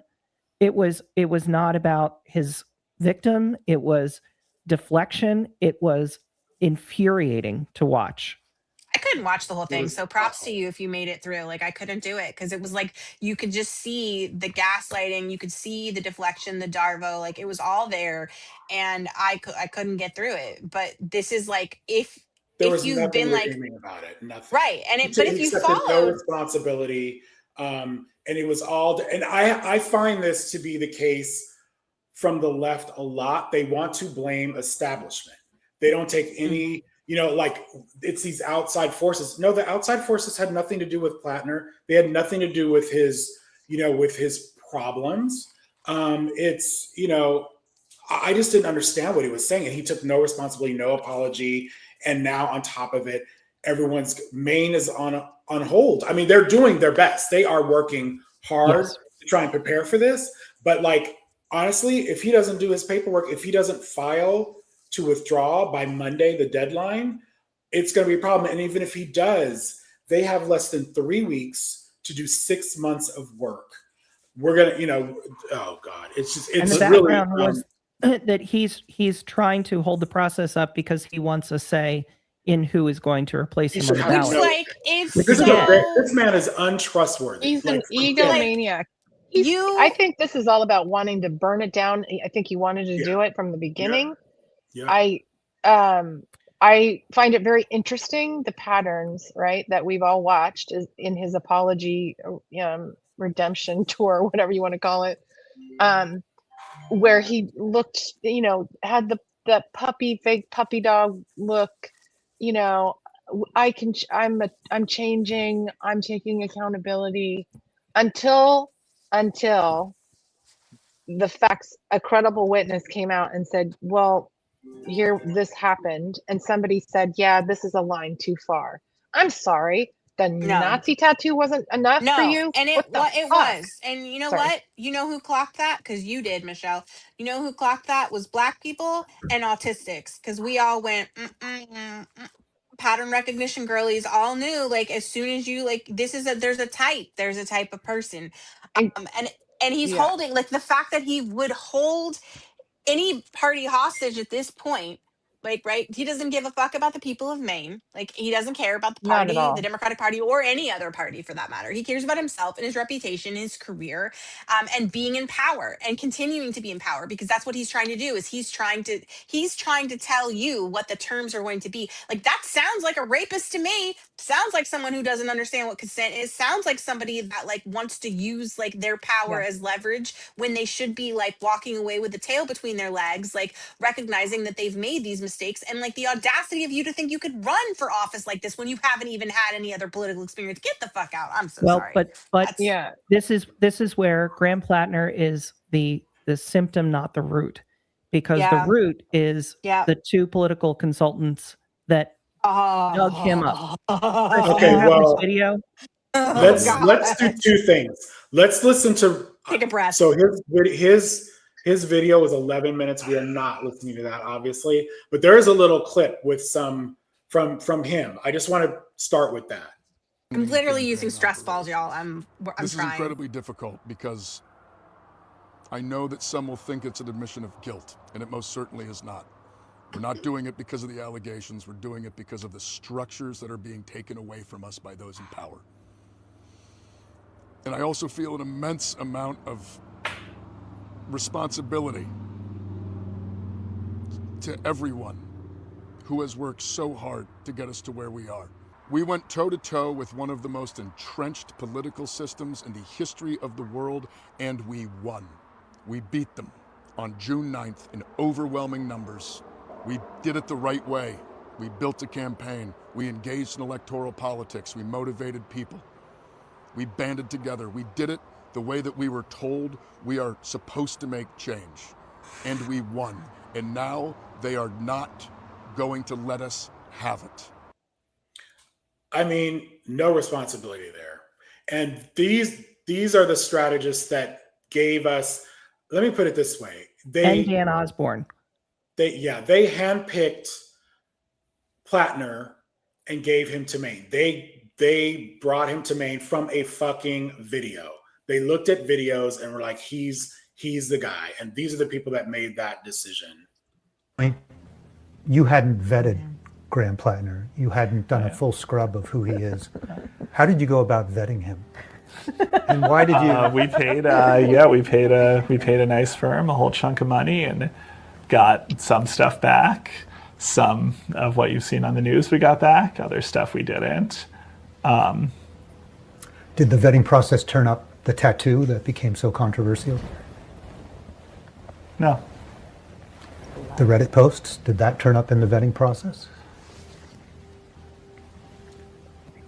Just lies upon lies. The firm sent us a thing, and it had some of the posts, but it didn't have all of them. All of them. And what did you think about that? How did you think your way through the fact that he had posted these things on social media?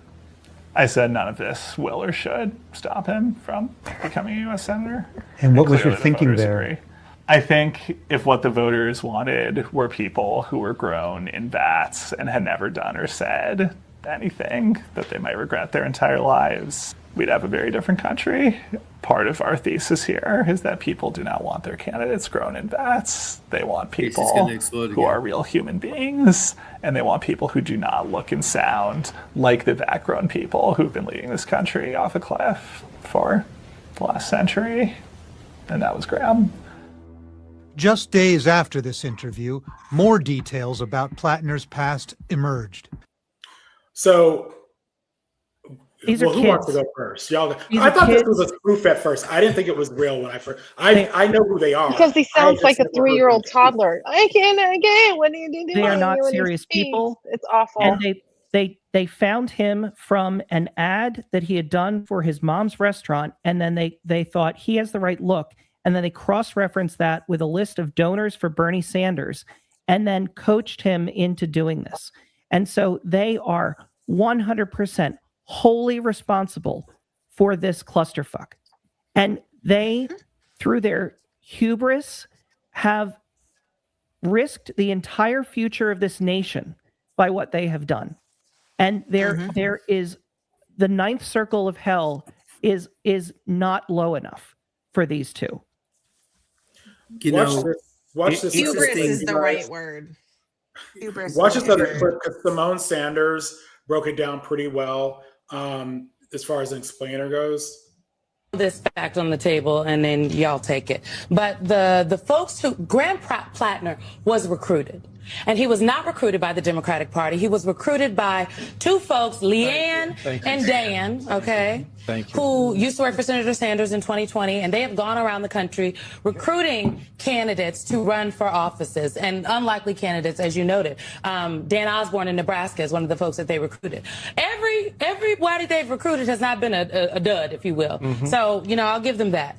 But what they did is they swooped into Maine.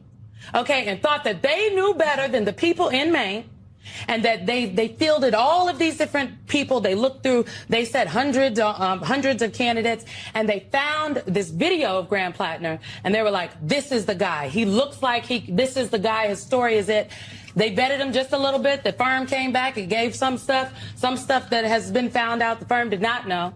But the people that lambast, I would just say, as someone that had prior to this spent my life doing campaign work as a professional political staffer, the people who lambast professional political staffers, I think might need to take a step back, because a professional political staffer would have had a communications crisis plan. A professional staffer would have done a SWOT analysis. A professional staffer, somebody who had been in the game for a while, would have said, we got to ask some locals. So I do just think that there is this idea that, the establishment was going to pick a candidate, so one rose up from the dirt.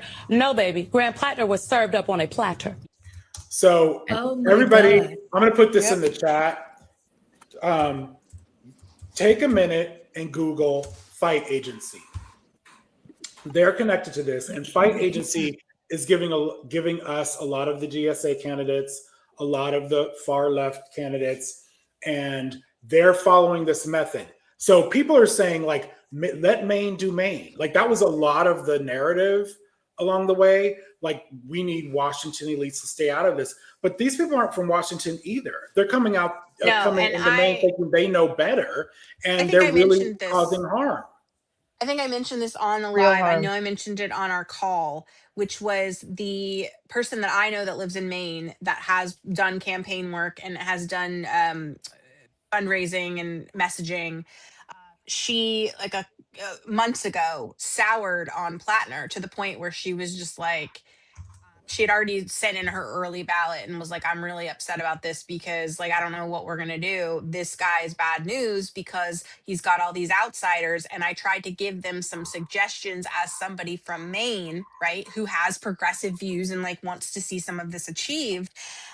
And she said it was like a good old boys situation and they just absolutely were unreceptive to any kind of feedback. And like, this was like really hard for her to say, and it was very off the record, and it was like, but it was over time you could just kind of see how this was happening. And that's when I was like, this is like, we already had all these red flags, but then on top of that, not only is he a problem, but everybody that's pushing him is a problem. So it's like a big nest of badness, and that sucks for Maine. And by the way, does anybody remember what the voter turnout was on the primary? Because we keep getting told like, oh, Maine wanted this. Like, I don't know that the voter turnout was super high. Was it? Like, I think it was pretty high, but okay. Yep. So she just mentioned, why didn't you talk to people local?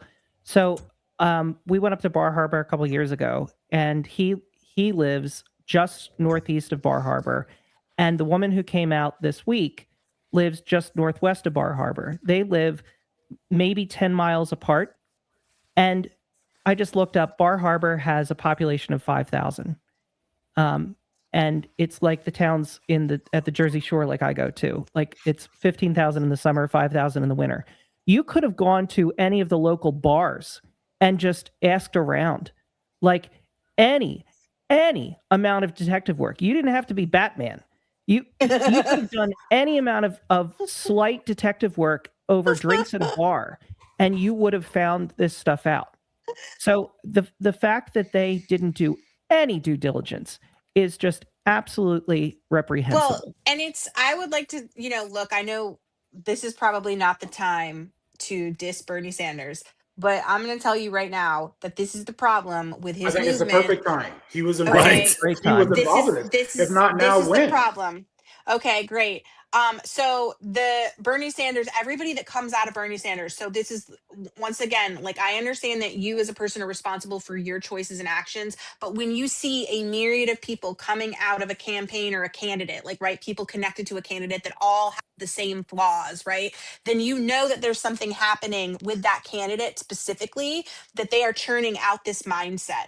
And what I believe and what seems consistent to me is that they believe they are so right and so just and so pure in what they want to do that they are like absolutely steamrolling over anything else. And that includes marginalized groups. That's why there's so much anti-Blackness tied to this. And we were speaking up the entire time. And this is the problem I have with, I'm going to say it, Bernie Sanders. He does not connect. So when they say working class, like, I don't hear, they're not talking to me. They're talking to white people. Leave the class part out of it. I work. My wife works. We work. And they can, Bernie and the far left, which I'm a progressive, but I don't appreciate this talk because they're leaving race out of the struggle. Because it's they all believe about being that put if they down socialize by the elites, and it has nothing to do with race. Black people have generations, hundreds of years of systematic oppression. And I dare anyone in an interview to ask Bernie Sanders about that. He will change the subject. And this is why a lot of the Black community wants nothing to do with him. We don't trust him because he never speaks to us. He'll speak to Black people that are towing his line, but he's not talking about the issues. He does that with women too. They are not really trying to lift up. They'll say the talking points about, abortion rights and those kind of things, but they're one trick pony. And to me, if you hear of anything from Dan Maroff and Leanne Fan, run the other fucking way. Like, next time they prop up a candidate, be very suspicious. Make sure you yourself are vetting them. But look into Fight Agency. Look into what they're doing. The idea that they believe that somehow misogyny and racism are going to be taken care of if they have socialism is crazy to me. And that's what it is. Like, they really have decided that their way is going to fix all of that, instead of actually recognizing that you have to dismantle white supremacy and misogyny, which are inextricably linked. You have to address that in addition to doing all of these other things. That they don't believe that, and that's the problem. And so this is like, they are, what you said about them changing the subject, that's why, because they don't have a solution that's current for that. They don't, it's not a part of their framework. And that's so irresponsible in 2026. I mean, that's irresponsible at all in politics, but 2026, like, come on. Like, and we saw this is why Bernie couldn't mount enough support in 2016, and he threw a fit. And I'm gonna say that he's part of the reason she lost. I'll always say that. I was there, I saw it. And so now here we have more of his recruits doing the same thing. Like, because like you use the word hubris, and I think but here's the thing, they sound so much like MAGA or Trump when they say like they stole it from me, or like, yeah, there's no accountability. When Bernie lost, to in the primary, it was like, oh, the elite stole the election. You mean I don't have a vote? Like, my vote doesn't count? I actually voted for Biden in the primary. Yeah, am I stupid? Am I just doing what I'm told to do? No, I research my candidates, who is better for my interests, and that's who I vote for. And so if you vote for someone other than these people, you're going with the Washington elites. It's ridiculous, and so many people are offended by that. I am one of them. Well, Chris, meanwhile, what do you make of this? This is a little strange. And Chris, you know this because you and I were on a call together when I said this. When Plattner dropped out, Collins Polymarket rated Collins' chances as plummeting when Plattner dropped out. Bizarre. And a couple of pollsters moved the race from a toss-up to a lean D. You would think conventional wisdom would be, we're looking at Kamala Harris 2.0, but not according to the betting markets and not according to some pollsters. Very odd. I'd like to say to Chris Q, I'd like to say thank you for diving into this, because I knew I had a problem with the tattoo. And I thought to myself, well, you're holding your Democrats higher than they do theirs. But Chris, you've explained it so well that it happened to this state of Maine, and it happened to these people. And whatever we can do, I mean, I'm proud of the fact that 3 men on this page said, because that's not who we are. I mean, I don't know. I feel like, so let me tell y'all a little story. And Adam, I think you were on this call too. You mentioned a call. This was a different call. We were introduced, I'm not going to name the name, but we were introduced to Plattner on a Zoom call after he announced. And I too thought, okay, listen, let me also preface with this. I'm a Black man in California. I'm very well aware of the demographic in Maine. These are older, they're independent, older white women. This is who you have to court if you are going to win a Senate race in Maine. So I look at it from that point of view, right? So I thought, this guy, it sounds good, working dude, all that. As soon as I saw the news report about the Nazi tattoo, I messaged the organizer, the person that introduced us to him, and I said, can you believe this shit? And he didn't know about it either. And he was like, no fucking way. We cannot support this man. I wish the Democratic Party had done that. I wish the people in Maine had done that. There was time to find another candidate. There were progressives that could have, that's not a deal breaker for you, that there's a guy with a Nazi tattoo. And then there was, I put up here a timeline. They tried to justify it even worse. That came out. What's that? They tried to justify it or explain it away. And people went with the excuses. He apologized. So there's the tattoo, and then I'll put this. I've actually posted this. It's a side by side that I posted, but it's basically, it shows that what the issue was. This isn't very detailed because they're bullet points, but then it shows when the endorsement came. And if you look at this, you'll see that people should have known. They did know, but they were still like, this is the right guy for Maine. So he was basically designed for Maine, and he was playing the part. And the party, people in the party endorsed him. I don't know why you would put your name to someone that was already having controversies. I hope they don't live that down.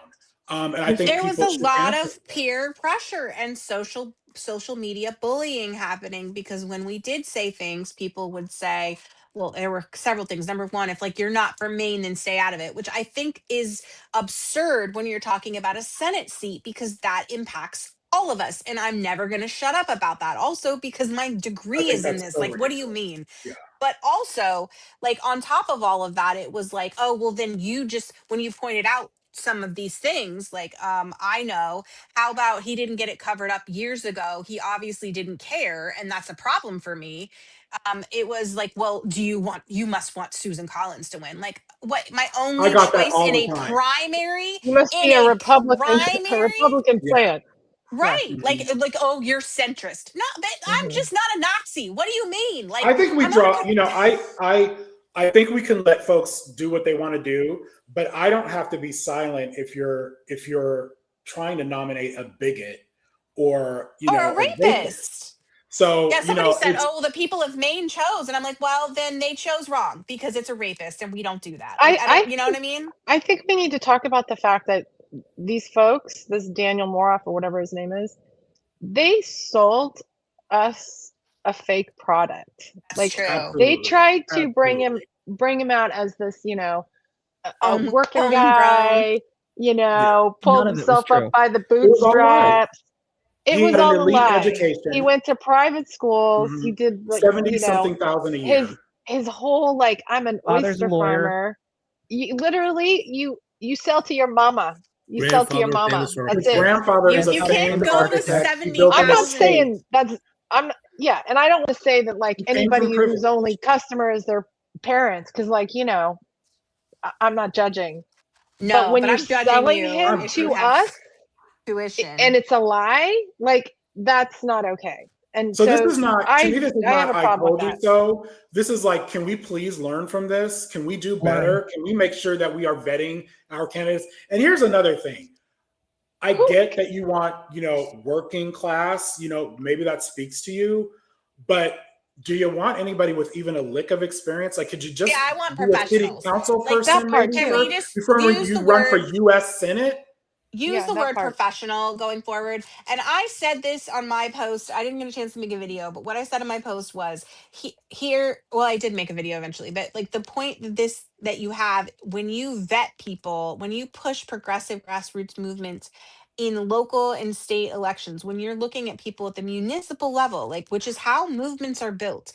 The reason why realignments take so long is because they are built at the local and state level, and then they build their way up to the top. Change is not top down, it's bottom up for this reason. But part of that is because when you do that, you are able to adequately vet people, because you have time to watch them in public service, and they're not there to increase their image, their notoriety, or their cause. They're there to serve the fucking people, which is their goddamn job. And that's the problem when you have somebody swinging in at the last minute being like, hey, I'm ready to be a senator, even though I've not done anything for the entirety of my career. Welcome in.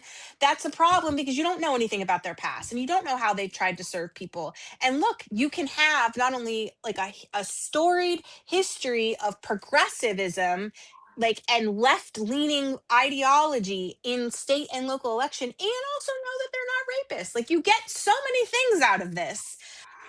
And that, it just, to me, is this whole movement wants to skip that. And I recognize that there's not always one way to do things in political science too. I get that, and I'm so with you on that. But we have to be honest about why sustainability matters. Why it's a practice for people to perform in public service in one way or another, because there's sustainability in that, and it's also protecting us. Let's watch this news clip that aired tonight. And I think I'm glad that the media is starting to ask the questions I've been asking. I will say this is CBS, but I think their point is correct. The big question tonight is, why did so many in the Democratic Party, the party of Black Lives Matter and Believe Women, continue to see Graham Plattner as a future star, despite scandal after scandal that seem to undermine those principles and more?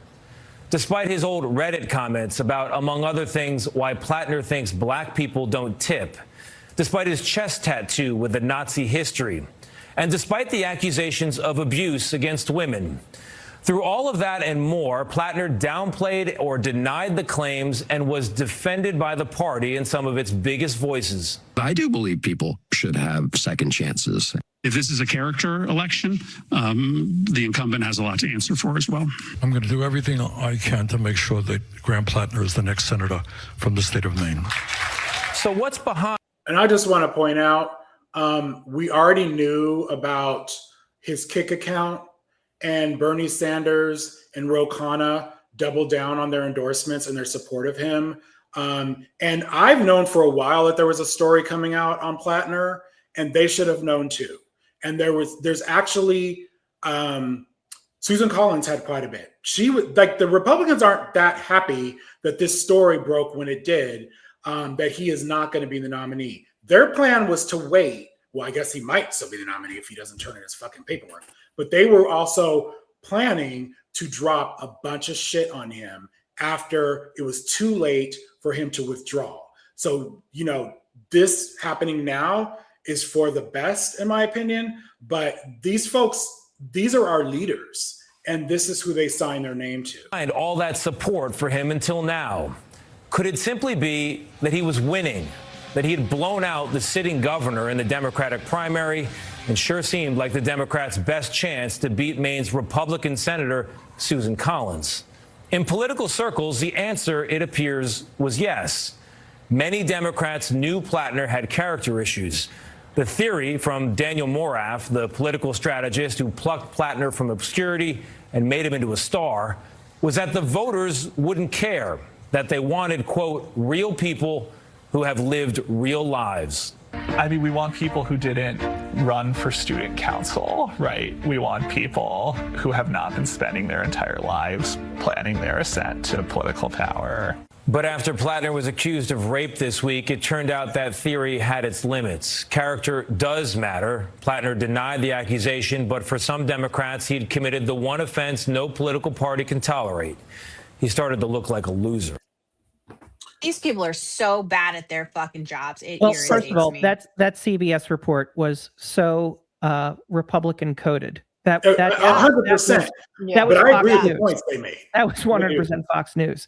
But I felt in all the stories that I've read over the past few days, and I went all the way back to like October, I feel embarrassed that I even thought about giving him a chance. There was one in particular that was from a Philadelphia Inquirer reporter that had just moved to Time magazine. It was her first big interview, and it came out June 7th.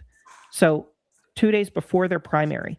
And in the kind of introductory to the article, it was saying, we met out by a picnic table, and he had a breakfast sandwich on the table, and his lab went to grab it, and he reached over and wrestled the dog and pulled the sandwich out of its mouth and went, "Come on, stupid, you know that's not fucking good for you."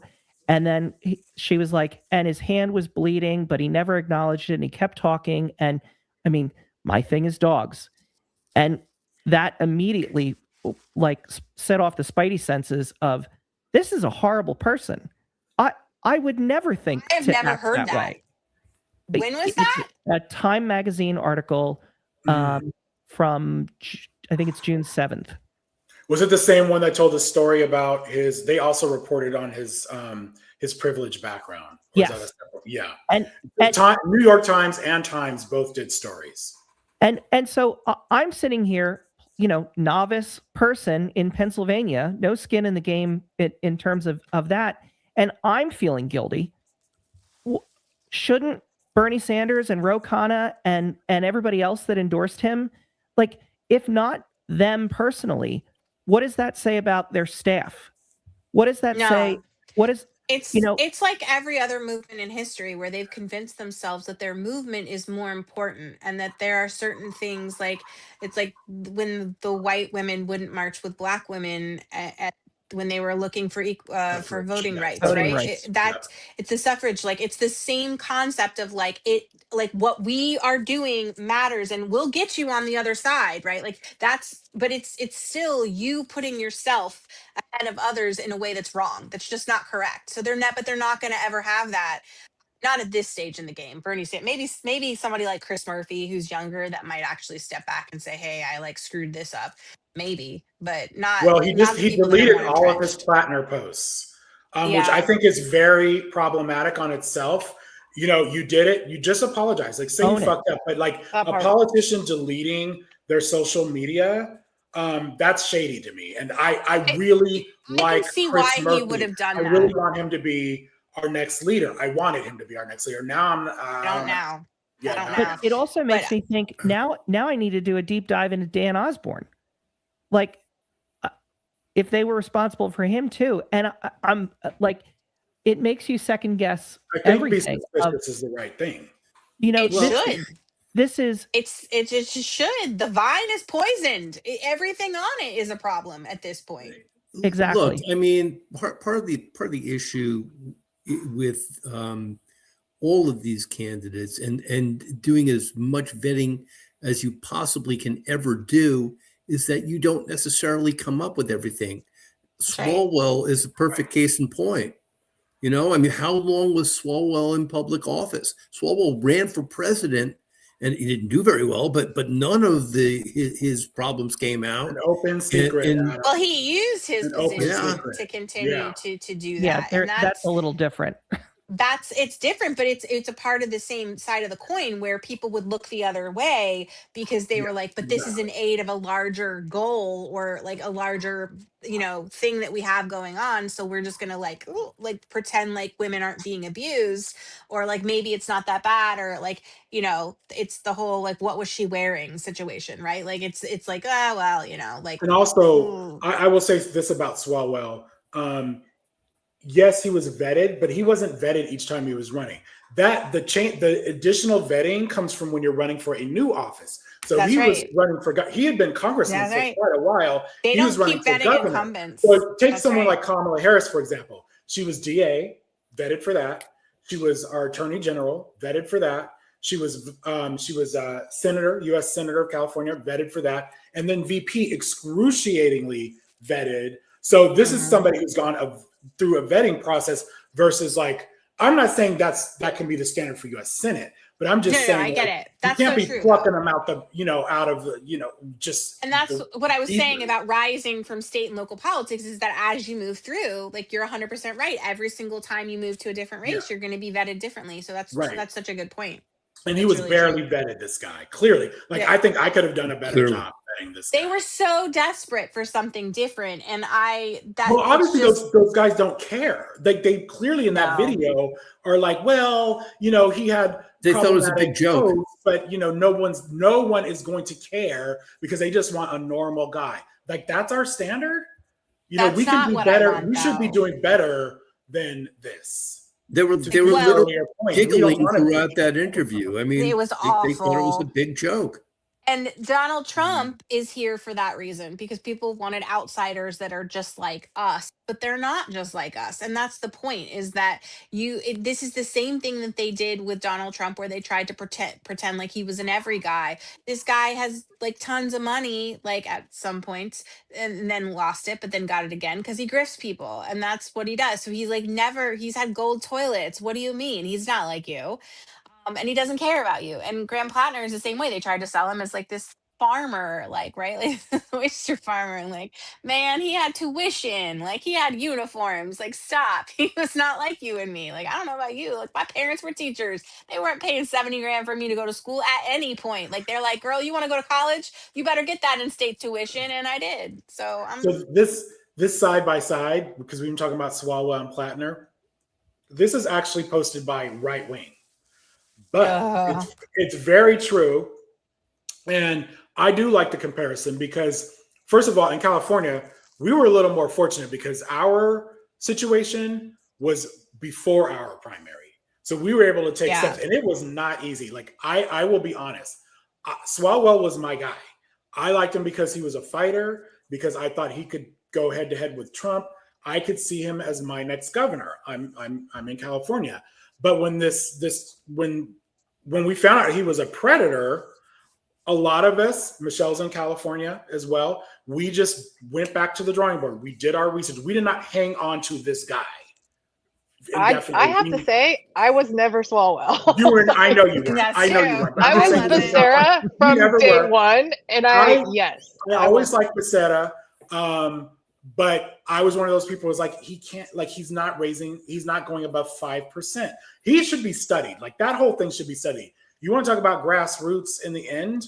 The fact that I feel like Maine can do this, you guys. What? I feel like Maine can do this. We're going to get to that, Michelle. Yeah. I am much more hopeful now. Like, let's work through this. I think we're much more hopeful now than I was last week. Okay? I mean, but I think it's a fair, but the comparison here is about their videos that they put out.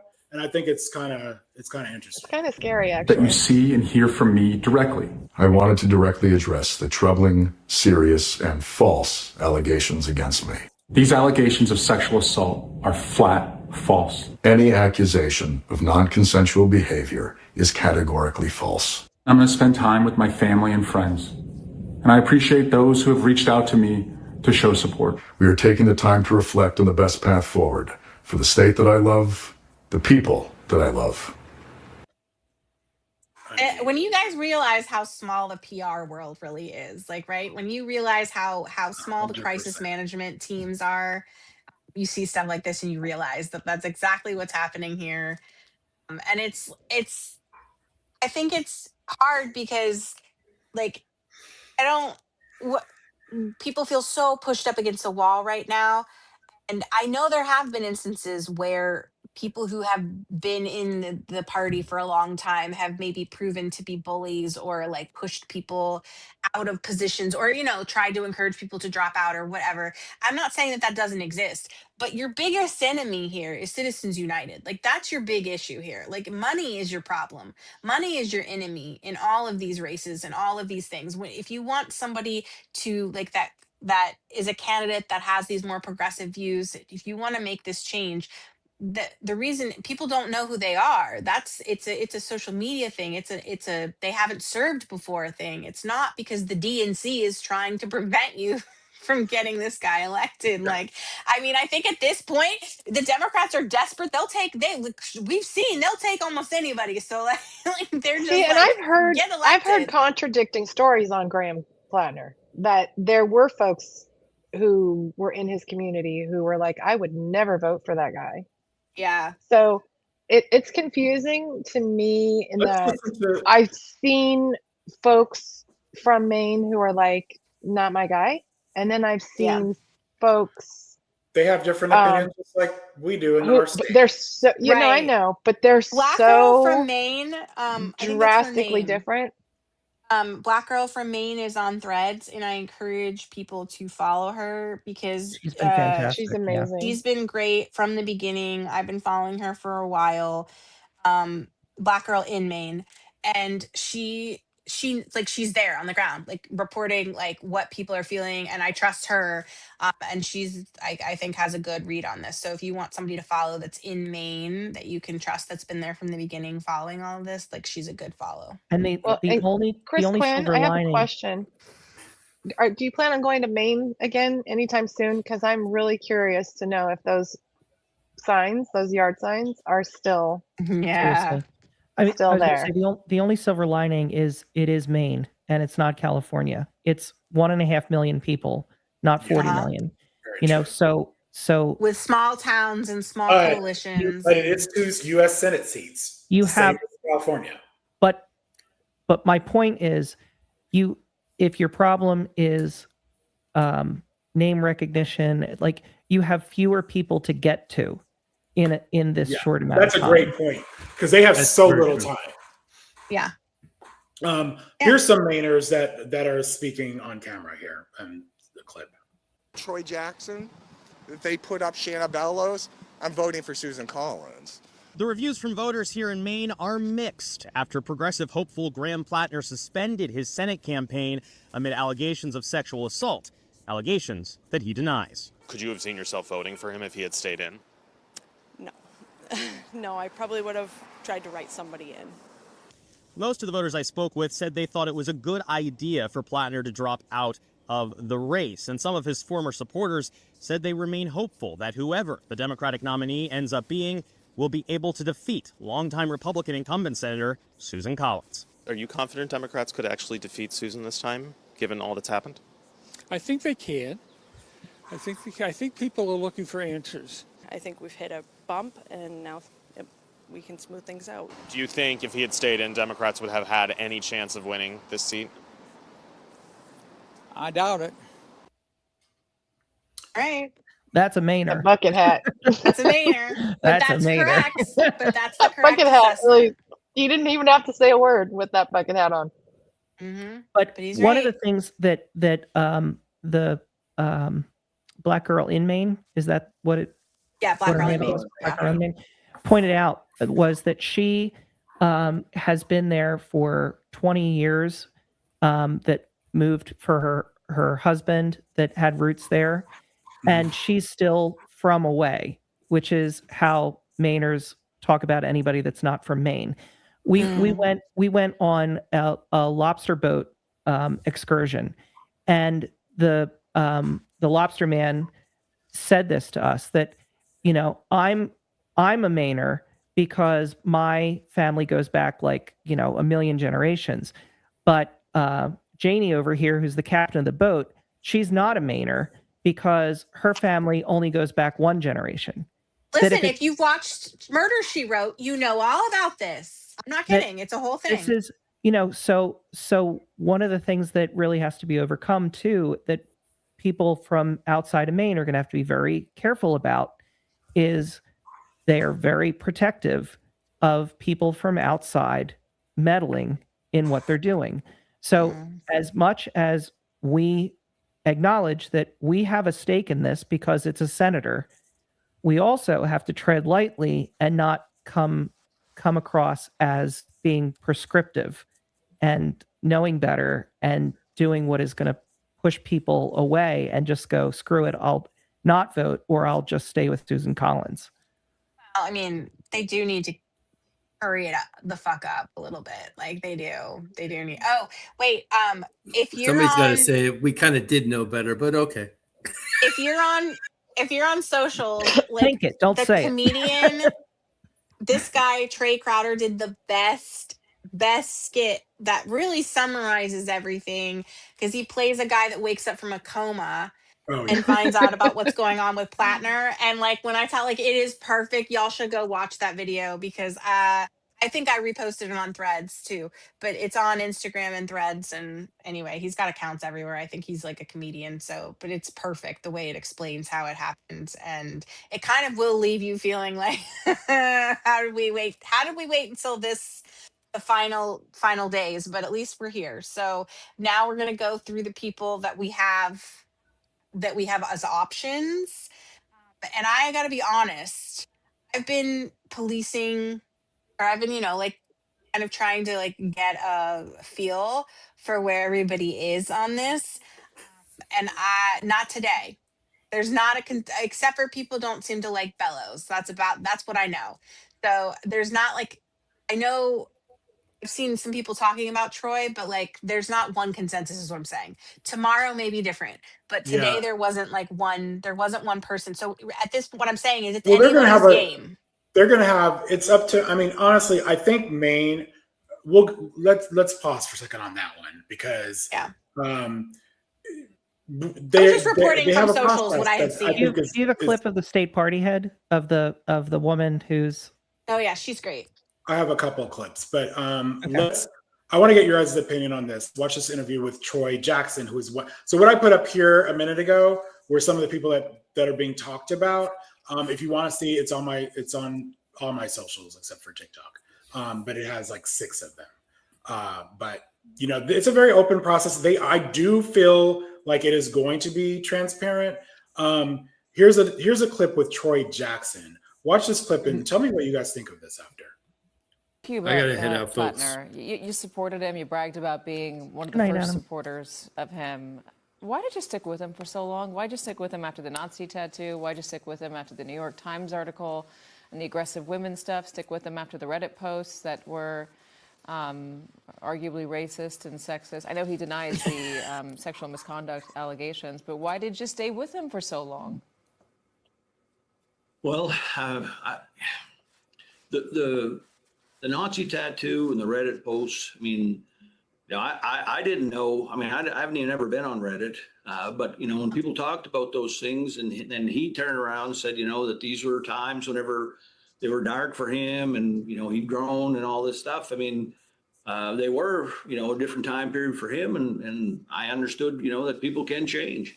But, I think the biggest thing about this was the issues that Graham was talking about and bringing people out on things like Medicare for all, and health insurance, prescription drugs, workers' rights. These are the things that, we've all believed in and wanted a huge change in. And certainly the people here in Maine do. Those earlier things, he had plausible reasons that he said that they happened. But when it came to a credible sexual assault, it became clear that was it. It was, a red line that I wasn't going to cross. And the other thing about it was Graham told me point blank that there was nothing in his past that I had to worry about. And he lied to me. And he lied to a lot of us. What did y'all think? I mean, he should He's have a liar. started with What gave it away? That should have been your first lead in, is that that at least that. But this He is sounds like he's supposed to from be the Maine. most experienced politician of the bunch. Yeah. Right? Yeah. And so he should have been more prepared. So he also did not do his due diligence. Yes. And No, again, he didn't. I cannot stress this enough. The Maine is like a big small town, like if he didn't know, if he didn't do his research, that speaks to his quality of being a candidate. That's what I'm saying. This video makes me like, okay. Are we He's not the handing one. out Senate seats in Maine? Like, what the hell? Like, this is like, do you know how hard it is to be a senator in this country? And this is what you're sending out. This is the best that we have We only to have beat 100 up of them. Susan Collins. I mean, I get it. It's a smaller population, but my fucking God, people. But they I still will have two say seats. to his point and to his credit, he did quote tweet something today I saw and said that he would absolutely never fund any packages, no funding for the genocide. So like he was very clear and concise on that, like and direct, which I was surprised to see so early on. So that he had very strong feelings about that. So now there's that. But other than that, I don't know much about him. But that was like somebody that's never been media trained before, and you're gonna be a senator? Like what? Yeah, that's. I don't want to get his name wrong, but can you forward through a couple? There's I think Nara Shah. Here, I'll start over. Let's not her. Oh, no, it's rolling. Not him. No. I think it was 4. I feel like I have this vibe. I can like pick up on people. Okay, well, I have not notes feeling here. her. Jordan. Wait, there's Jordan one more. Wood? Where is it? Nope. Okay, Yeah, this that one, person. yeah. That one. Rob Shaw. So, have had a couple conversations with friends from Maine who are like, that's probably their guy. Yeah. So I've heard a couple good things about that today. Yeah. He as well. ran for governor, so he is vetted. That's great. And Let's look, just I'm saying start if you there. ran for Thank governor, you. like perfect. Like I know you've also been media trained, so at this point. So and actually I like someone that's lost because they've learned. Like, if you lost for an office and you're coming back, like, I'm hoping that means you learned some lessons from that and you're going to try to do some things differently. Hopefully. I haven't seen him speak, so I don't know, but but at as least, long as you he know, doesn't the talk vetting, like, yeah. at least the vetting. That Daniel guy, you guys, it literally, my teeth hurt when I have Vocal to. fry. It's so bad. Well, But and it's like it's everything, weird how he speaks. the cadence, It's the inflection in his voice. it all pops up. Like everything Yeah. like swings up. It's very annoying. Yeah. And to be proud of that too. Like, look, we all have things, but to And they be think like it's a so freaking joke. like, that's the The problem. thing I hate most about the way his voice sounds is that when he speaks, it's lying. So Yes. Yes. That's what I'm saying. Well, Like, it's not just that he sounds like a 3-year-old toddler, like having a tantrum at the grocery store. it's the lying. It's the lying, and it just. And I just think, it's just he's not. This is a strange thing to say, but he's not meeting the moment in the sense of like, your job is just to find someone that you think fits a narrative that you think is right for another state. That's totally terrifying. I'm just going to say terrifying. Yeah. That these are people that are picking pennies, and that Graham Plattner got so far. But what my big point is tonight is like, he wasn't on an island. These things were not secret. These things were like available to all of us. I cannot tell you how many times I've been posting about this for months, and so many of my replies were like, well, you're not from Maine. No, I'm not. I'm not from Maine. I was never pretending to be from Maine. But we had an election here in California, and people were all in our business, and I was not saying you're not from California. Like, I appreciated the help, honestly. Yeah, absolutely. Yeah. Listen, when we decided, okay, Becerra is our guy, or whoever your guy is, so many people from so many states, Casey, people came in and were like, we're going to help. We're going to help push the message. That was so much appreciated. So Maine had a problem.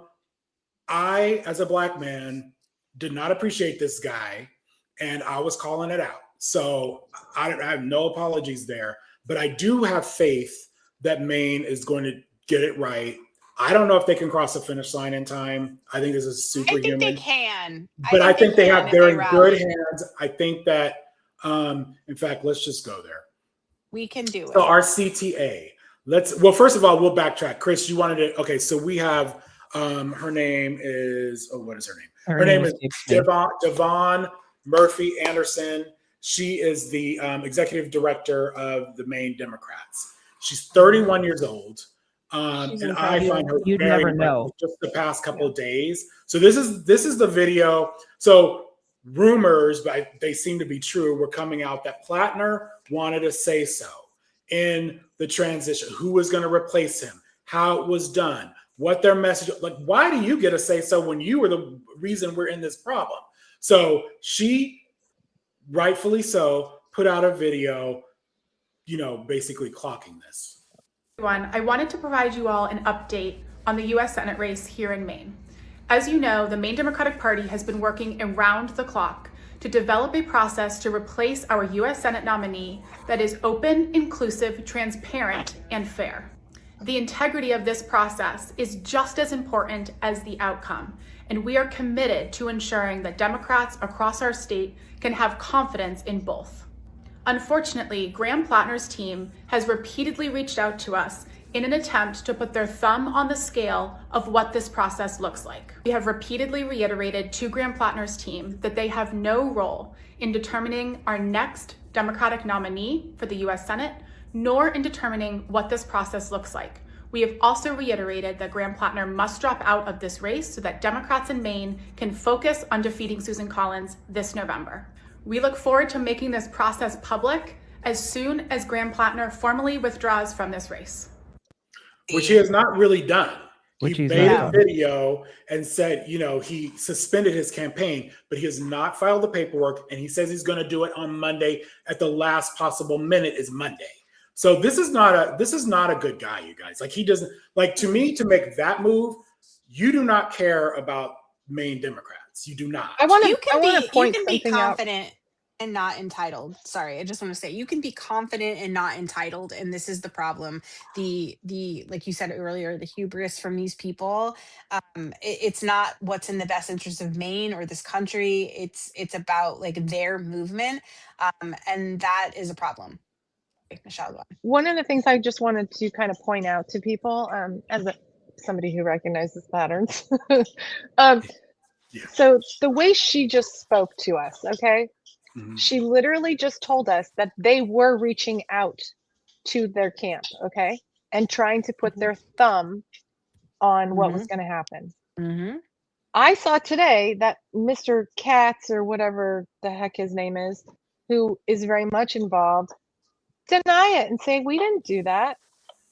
This is like the third story so far just in the last 3 days where people are saying things and they're like, no, we didn't. Yeah, you did.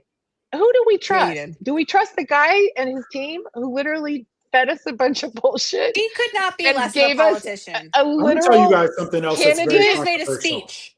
She just So- wrote a speech out and read it to us, and it is like not like she did not sound like a politician at all. This woman was just bringing us information She is going and to- telling the I'm truth. telling you right Can now, I want to she is finish gonna my be a point. figure. Go ahead, Michelle. Yeah, so I just want to finish my point really fast, okay? Yeah. Is when it comes to trusting people in this process, I'm going to tell you right now, I'm going to trust this woman right here, okay?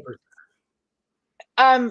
I think she's got it gathered. I've heard the chatter. I watched his video. I feel like somebody literally had to tie my hands and tape my mouth through the whole thing because I wanted to punch the TV. The things he said were straight up bullshit, and like trying to say that, you know, the elites, or the what are they calling us now?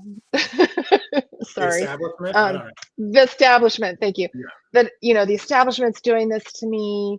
I find it really damn telling that this person, instead of saying, I'm going to do what's best for Maine and I'm going to step out, because all of these stories, regardless if they're true or not, you know, however he wanted to say that, he could have said, I'm going to do what's in the best interests of Maine. But he did that in such a way. He didn't say anything about Republicans. He didn't say anything about the folks who have like stood 10 toes down for Maine. He has literally pushed this, and I'm probably going to take heat for this, but this whole DSA agenda, okay? There's not a whole lot of, I never heard policy. I never heard, like, he had great ideas, right? They were He had ideas that no are already, experience. they're not new ideas. Like healthcare. No, but that's what I'm not saying. new. We To all me, they want were health- talking, they were Bernie Sanders talking points. 100%. But one of the things that he was trying, and I'm just going to wrap it up really fast, is that he basically tried to make it sound like, or their team, whoever, tried to make it sound like, you know, that the establishment is now going to make the decisions. And that's kind of the story that they're trying to run with, right? I think it needs to be said said that that the in so folks many who are different ways. probably going to be deciding are 500 to 600 people, 500 of which were folks who have been voted, who are, I'm drawing a total blank on what. Annalisa Swan is the person who comes to mind. I'm sorry, I'm drawing a total blank. The folks who were voted to vote for electors. Electors. Delegates. Electric. Delegates? Thank you. I'm struggling. So yeah, like I feel like there's 500 out of the 600. They're going to have a are nominating folks convention. A very small one. they but were they're just gonna trying to have a make it sound like nominating Maine voters aren't going to get a say. No, they are. Maine And voters she's making voted sure it's for these transparent. people, Yeah. right? Maine voters She just voted. They for these she just people. posted an update in the last hour. Did y'all see the video? I mean, you're No, not because I've been live on with here. me, so I mean, I'm saying like, but I'm saying, did you see they posted a video? No. Because like they did. So No. I don't know what. Okay, it says. Well, let's look up Plattner while you're looking at that to see if he actually filed some Yeah. paperwork today. But as far as I know, he did not. I'm gonna make it while Casey's looking at that. I'm gonna make another point here. Let me see if I can remember what it was because I was just thinking about it. Oh. All right. So AIPAC tracker, track AIPAC, endorse Graham Plattner, okay? This is a single issue for a lot of voters, the fact that if you're against AIPAC, and I'm gonna tell you something, I'm gonna just give my opinion here. I'm not down with AIPAC either. I am same, neither am I. But that is not my only issue. Okay. If you're running for as my senator, my congressperson, I need to know that what are you doing in our area? But this is not, I'm sorry, AIPAC is not a deal breaker for me because I understand people need to raise money. As long as you're not trying to send arms to Israel, that's one thing. But that's okay. A lot of people, this is their thing. That red graphic and the green graphic, this is their thing. But I want to tell you, and anybody who's watching, stay tuned because this far left wing, the DSA, they are getting their funding from some people that you're not going to like. And that's going to come out. So I'm just saying, you think it's a purity test, you're going to have to figure this out because you're not going to be happy when you find out. Casey, got any news for us? Yeah. What's that? Okay. No. Yeah. So they've posted the process for candidates to declare intent. It's up there now. I was looking over the rules that they had and the deadlines that they had. And so they said candidates can start declaring, or not only declaring intent, but they can start collecting signatures. And they need to have their written declaration by Wednesday, the 15th at 5 p.m. Eastern. So, and state parties, this is important what you're saying, Casey, too, because every state party, they have rules. There's laws. So that's not like establishment. That is just being organized and everybody has to follow the same process. And so for you to make excuses like that, it's crazy.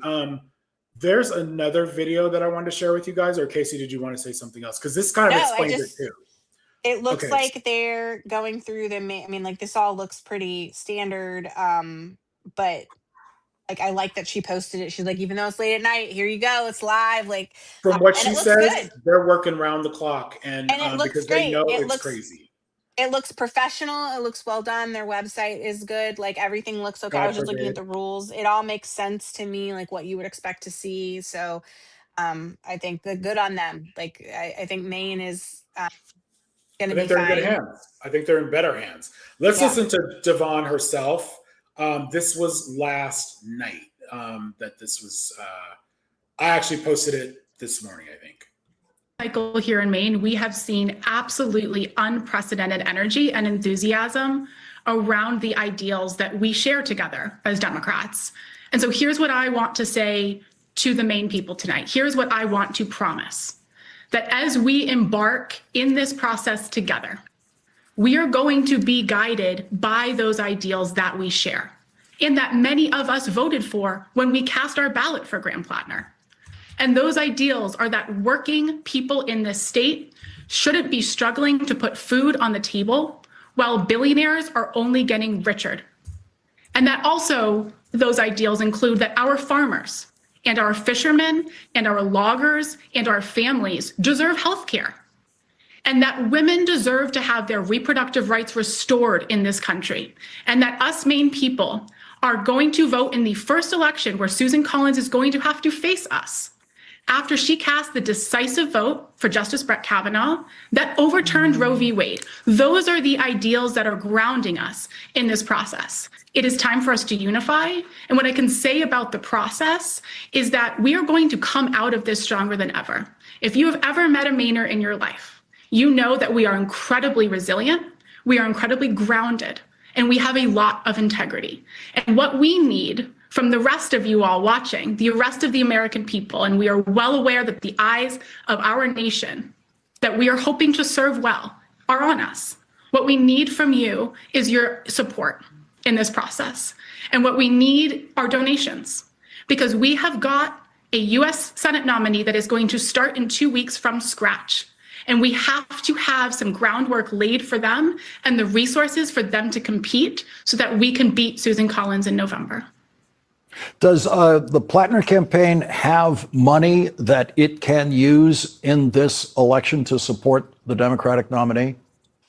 The Plattner campaign most definitely has resources. Whether or not they will commit those resources to the next U.S. Senate nominee is not something that I have insight into. If you all would like to support us, you can go to maindems.org/Senate and make a contribution this evening or in the coming days to help us. You made a reference there to we who voted for Graham Plattner. Did you vote for Plattner? That's not something that I'm comfortable sharing. What I will say is that the energy here on the ground has been undeniable. We agree with Plattner's campaign on that. And what I want to say to Plattner's supporters is that this is why we asked Graham Plattner immediately upon seeing these allegations come to light. We asked him to withdraw, not because we don't believe in those policies and those ideals, but because he was no longer the best steward to lead that movement. So on that note, our CTA, Help Maine, and one way you can help is if you want to send them money. This is the website up here. I put that up there. It's very small, but if you go to the website, you don't even need that anymore.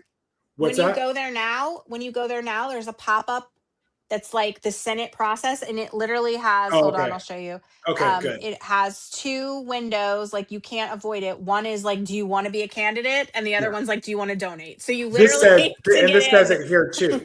This says it here too Right. on these bars here. But you click donate if you want to send them money, or if you want to wait to who are your options? Donate to those people. These people. So here's the thing: you are, even if you become the nominee, you have to run a campaign that has not even begun.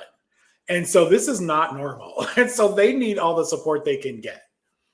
That's the opening page is literally like, do you want to be a candidate or can you donate? Like the All two right, things. screw it. So I'm you moving wanna- to Maine. I agree with today. Super Golden, Super Golden's plumber. He would be a great candidate. I'm telling y'all, keep an eye on Devon because she is going places. I mean, Is I her really name think she's Devin? going to be Or Devon? Devin or Is it Devon. Devin? It's Devon. Is that Devin or Devon? I don't know. That can be. It can be either. Because I thought Devin was. I know. spelled I knew it. Devin. That's my friend Devin spelled it that way. Well, we'll have to, when y'all find out, let me know. Okay, here's another important point that Lawrence O'Donnell asked her that I think goes to speak of who's in charge here. That grassroots energy and that momentum remains here on the ground, and we can harness it together. But it does require us coming together. And it also requires us to participate in a process that is inclusive and transparent, representative, and fair. And what is the timetable for this? So we need to submit our new nominee's name by 5 p.m. on July 27th to the Secretary of State. So in the next less than 2 weeks, we need to put together what we typically have a full professional team do in 6 to 8 months. Are you taking any guidance or consultations with Chuck Schumer or the Democratic Senate Campaign Committee in Washington, D.C., what Graham Plattner tonight was referring to as the Democratic establishment? Again, us Mainers are very attached to our independence. We are completely in charge of running our own process. That is not just our own preference. That is actually also what our state statute and our charter requires. The only entity, despite anything else that you might have heard up until this point, the only entity that is legally able to make these decisions about this process is the Maine Democratic Party, specifically our Maine Democratic Party chair in consultation with the county chairs of our 16 counties. That is the process we have put forth. There is nobody else who is able to participate in helping us put that plan together legally from outside of our state. So the other thing I would like everybody to be sensitive about is that at some point, Schumer, the DSCC, is going to have to provide funding. And this is not a villainous thing to do. It does not mean he is controlling it, but they need money to run a successful campaign. And Schumer's going to have to give money. If y'all think does anybody think Plattner is going to turn over the campaign coffers to the new candidate? Hell no. We don't even know if he's really going to withdraw formally on Monday. There's a lot. Yeah, So I know we don't like money is spreading his. rumors, but I heard he's broke. What doesn't Really? well, first of all, he has already been spending money. Okay, so here's the thing. This story that was what I had heard was that there was going to be two stories. NBC was going to do one. I don't know what happened there. NBC was going to do one, and then a national news publication was going to do the other, but it was about sexual assault on Plattner. This was supposed to be out a couple weeks ago, from what I heard, and the Plattner, his attorneys were fighting it and trying to stall it. This money was coming from his campaign. This was not personal money. It was campaign money that he was using to fight. So he may end up in court. I don't know, but he was using campaign money for his attorneys to push back on these charges, or these allegations, I should say. So, but I think with Devon, what should we call her? Let's go with Devon. I like Devon. Or the executive director of Maine Democrats. She seems like she knows what the hell she's doing. She is basically, she's going to be transparent. She's made that very clear. Casey just was sharing with us tonight's post. She has made it extremely clear. Like she's going to keep us. And she did say that this was a 15-minute interview. I edited it down to 4 minutes and something for all the socials except Blue Sky. So I split it into two. She was very thorough here. I'm happy with calling her Maine boss lady right now. And I'm so impressed that she's 31 years old and she's killing it. So I don't know. I think she's a natural. So I hope to see more from her. But mainly y'all say what you think too, but I was basically, you might remember a couple of weeks ago, we did a whole ass segment on this show about a path that did not include Maine for the US Senate. Mm-hmm. I'm not ready to say they've got this by any means, but I am much more hopeful now. I think depending on who they nominate, and how quickly they're going to have the spotlight. They are going to have that is one thing that money can't buy. With this rate, all eyes are on Maine even more now than before. So they're going to have a huge spotlight. I hope they're smart enough, gifted enough to take advantage of it. They can win. And I didn't feel like they could a couple of weeks ago. I just thought we have to figure this out without Maine. And maybe now we can. Let's be honest. There's no way he would have. He wouldn't have.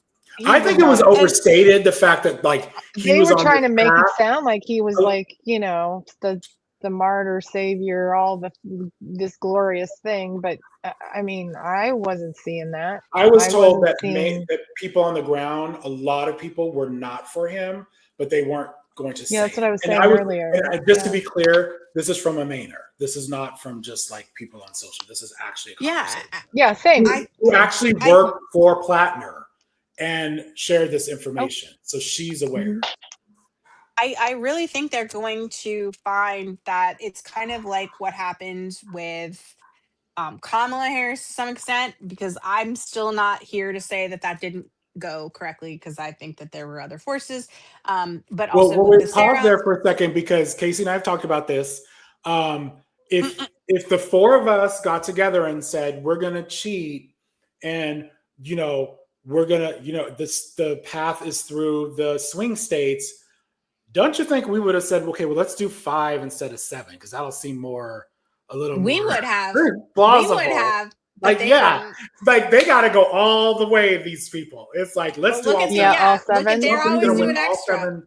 I don't know how this happened, but I don't think I'll be convinced that's something. No, but I think that she got a lot of support. There was a big bump, and at one point I was literally like, this may have been the strategy all along, because she didn't have to face this long, grueling process and get dragged for filth in the primaries. She got to skip all that, or the early era. And not only did she get to start later, but also she had the like people were happy, proud. They were like, thank you for coming and trying to save us. Like it was like they viewed her as a hero. Not everyone, but a lot of people did. And Becerra was the same way, right? Like it's like people were like looking for the opposite of Swalwell, and they said, here's our guy. And all of a sudden he had notoriety that he didn't before. And so that helped amplify him and his message. And I think this is going to be the same thing as the candidate comes forward from Maine. People are going to unify, like not just in Maine, but like around the country, and in a way that they weren't going to ever do with Plattner. So it's going to be this nice little boost because everybody doesn't like Susan Collins, and we can all unite behind that. I just want to say one other thing, and this might be a little bit random, but Steyer, one of our gubernatorial candidates here in California, who? Fight What? Agency, Fight Agency. So this is the same people that are involved with Graham Plattner, Fight Agency, and they were the ones that were paying undisclosed payments to influencers. So this is bigger than people think, bigger than people realize. I had a feeling, but I mean, it makes sense. It totally makes sense, but I don't think I'd ever like knew that or had put that together or whatever. It does make sense. What connects?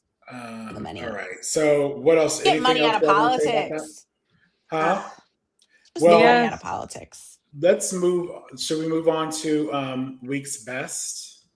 Yeah, because we did the CTA, so now we're on to week's best. Yeah, we did everything. Okay, hold on. I'm trying to. Who wants to go for? I have to load the shit. I haven't done it, so give me. Wait, I do want to say one thing. Because we didn't put it on deck, and I forgot, and we were already slammed with so much, and we'll talk about it next week too, because I'm sure it'll come back up again. But after we went live last week, the comments of KK Carolyn came out, where she was being interviewed and saying how like Gen Z has a silver spoon, and they've all been like, basically none of y'all have worked at all.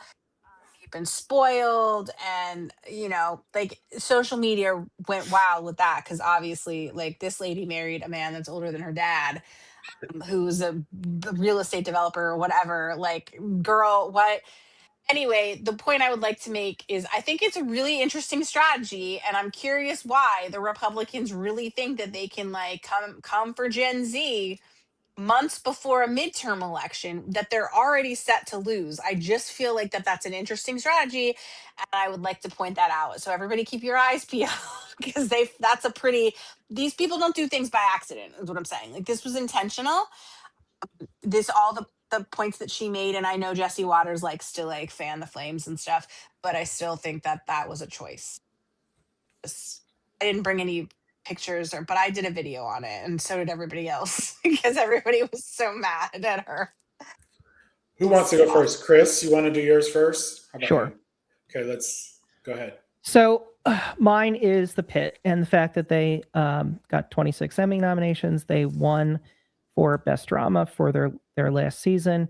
And not just the fact that it's a great show and really entertaining, but the fact that if you haven't watched this, I would absolutely suggest it.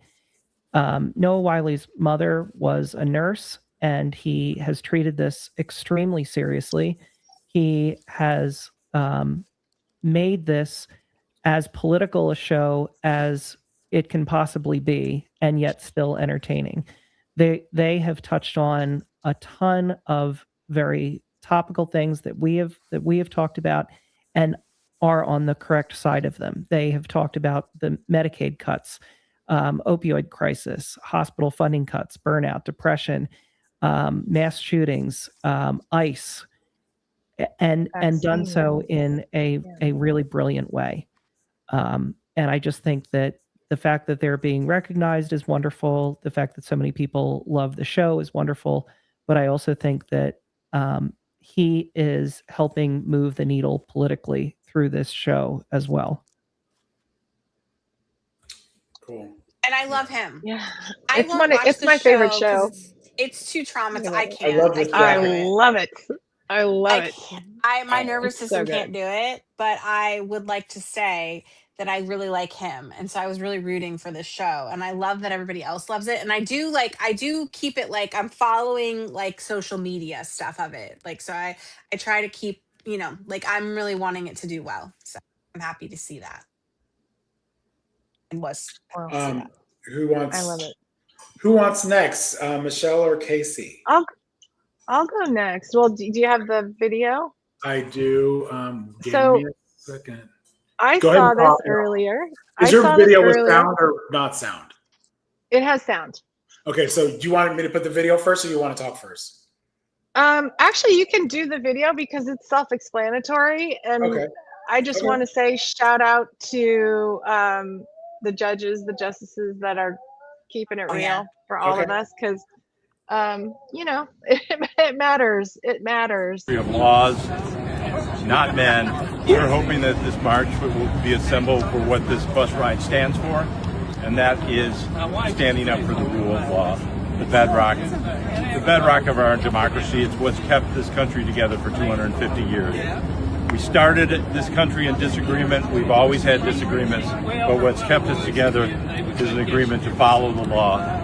And we are a country of laws, not men. The founders of the country understood a thing or two about power and how it shouldn't be consolidated. That's why they created the 3 co-equal branches of government, and they knew that the rights that are instilled in the Constitution are merely words on a piece of paper unless you have an independent judiciary to stand up for it. I might add that if our founding fathers came back, they would be in awe that their Constitution is still the Constitution of this land.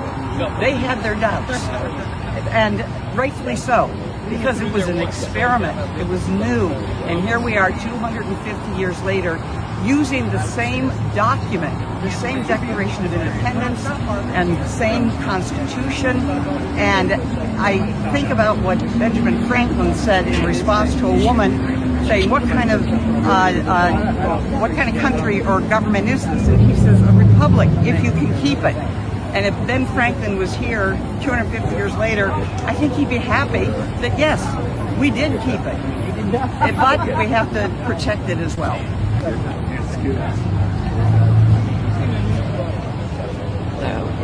So yeah, I just wanted to shout out to Justice in Motion, because this last week they took a tour bus and went to, I think they had 5 or 6 different towns that they went to, and this movement that they're doing it's based off of a movement that happened. I think it was called 1,000 Robes in Poland, and it's basically their inspiration. So they're going to these towns. They're not selling out big, huge stadiums. They're going to cafes and restaurants and meeting with people and reminding folks that the justice system matters, right? So shout out to them. Most of the folks, I believe, are retired. It's just, I don't know. One of the things and reasons I have struggled so much with politics over the last few years is because I had a great poli-sci teacher who taught me there are the 3 branches, and it's equal. And so watching this all happen, I have for the last couple of years, oh my God, literally hung on every word and every dissent and every decision they make. And so to watch what's happening to our country right now with, we all know it's hard. It's really hard for me. It is. I'm sorry. She's crying in the background. She's like, Mom, it's time. It's time, Mom. I need a snack. I've been so good. Yeah. She's so sweet. I'd like her on my lap, but she's about 80 pounds and highly problematic. Yeah. Come here. You want to come back and say hi? Nope, she's not playing. But yeah, there we go. Okay, thank you. That's so cute. You could do mine next if you want. That's fine. Yeah. Okay. So let me. Or if you want to end on mine, you can. Whatever you think. I'm gonna do yours. One sec. Okay. Oh, you're in here, but I'm just trying to figure out what. Okay, so mine has multiple. Can we do the video first? Or? Yes, definitely do the video first. Like, so just as the preface with the video first.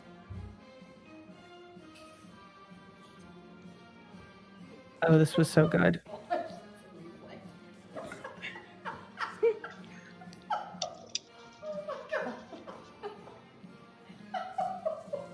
The people that did these were amazing.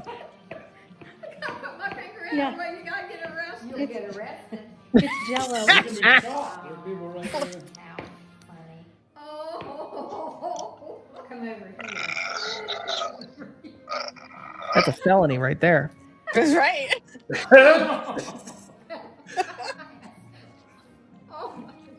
I wish we could get closer.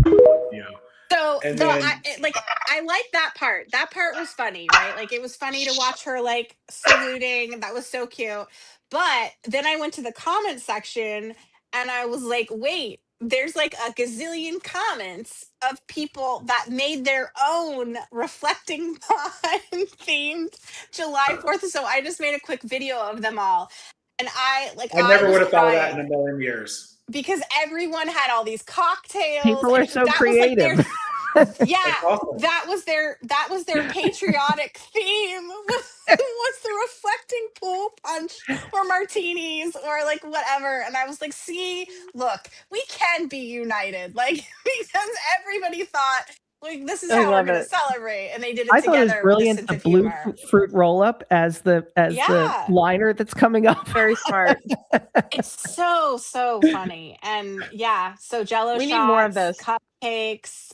I did thing of punch. Like it was so the great. little army men. They're professional. Like people did really good jobs. Like, and I don't know. I felt for like a moment, I was like, we are all one. These are my people. We are all one. So that was I felt good about it. Moment. I'm curious, what's the core in most of these drinks? Are we going vodka? It's curacao. There's blue curacao there, certainly. Probably probably Madeira. Nice. Yeah. Vodka. Yeah. I'd go vodka. I think so. Yeah. Mm-hmm. But I don't know, maybe with the new that orange one's nice. one, Well, like, that we'll one's do some almost too whiskey. nice. Yeah. Love There's it. some really good ones in there. Anyway, so I don't think I would drink these, but some of them I might. Probably tastes really good. Really Yeah. All right. I have two in the dock, and I'm trying to think here. Okay, I'm gonna go.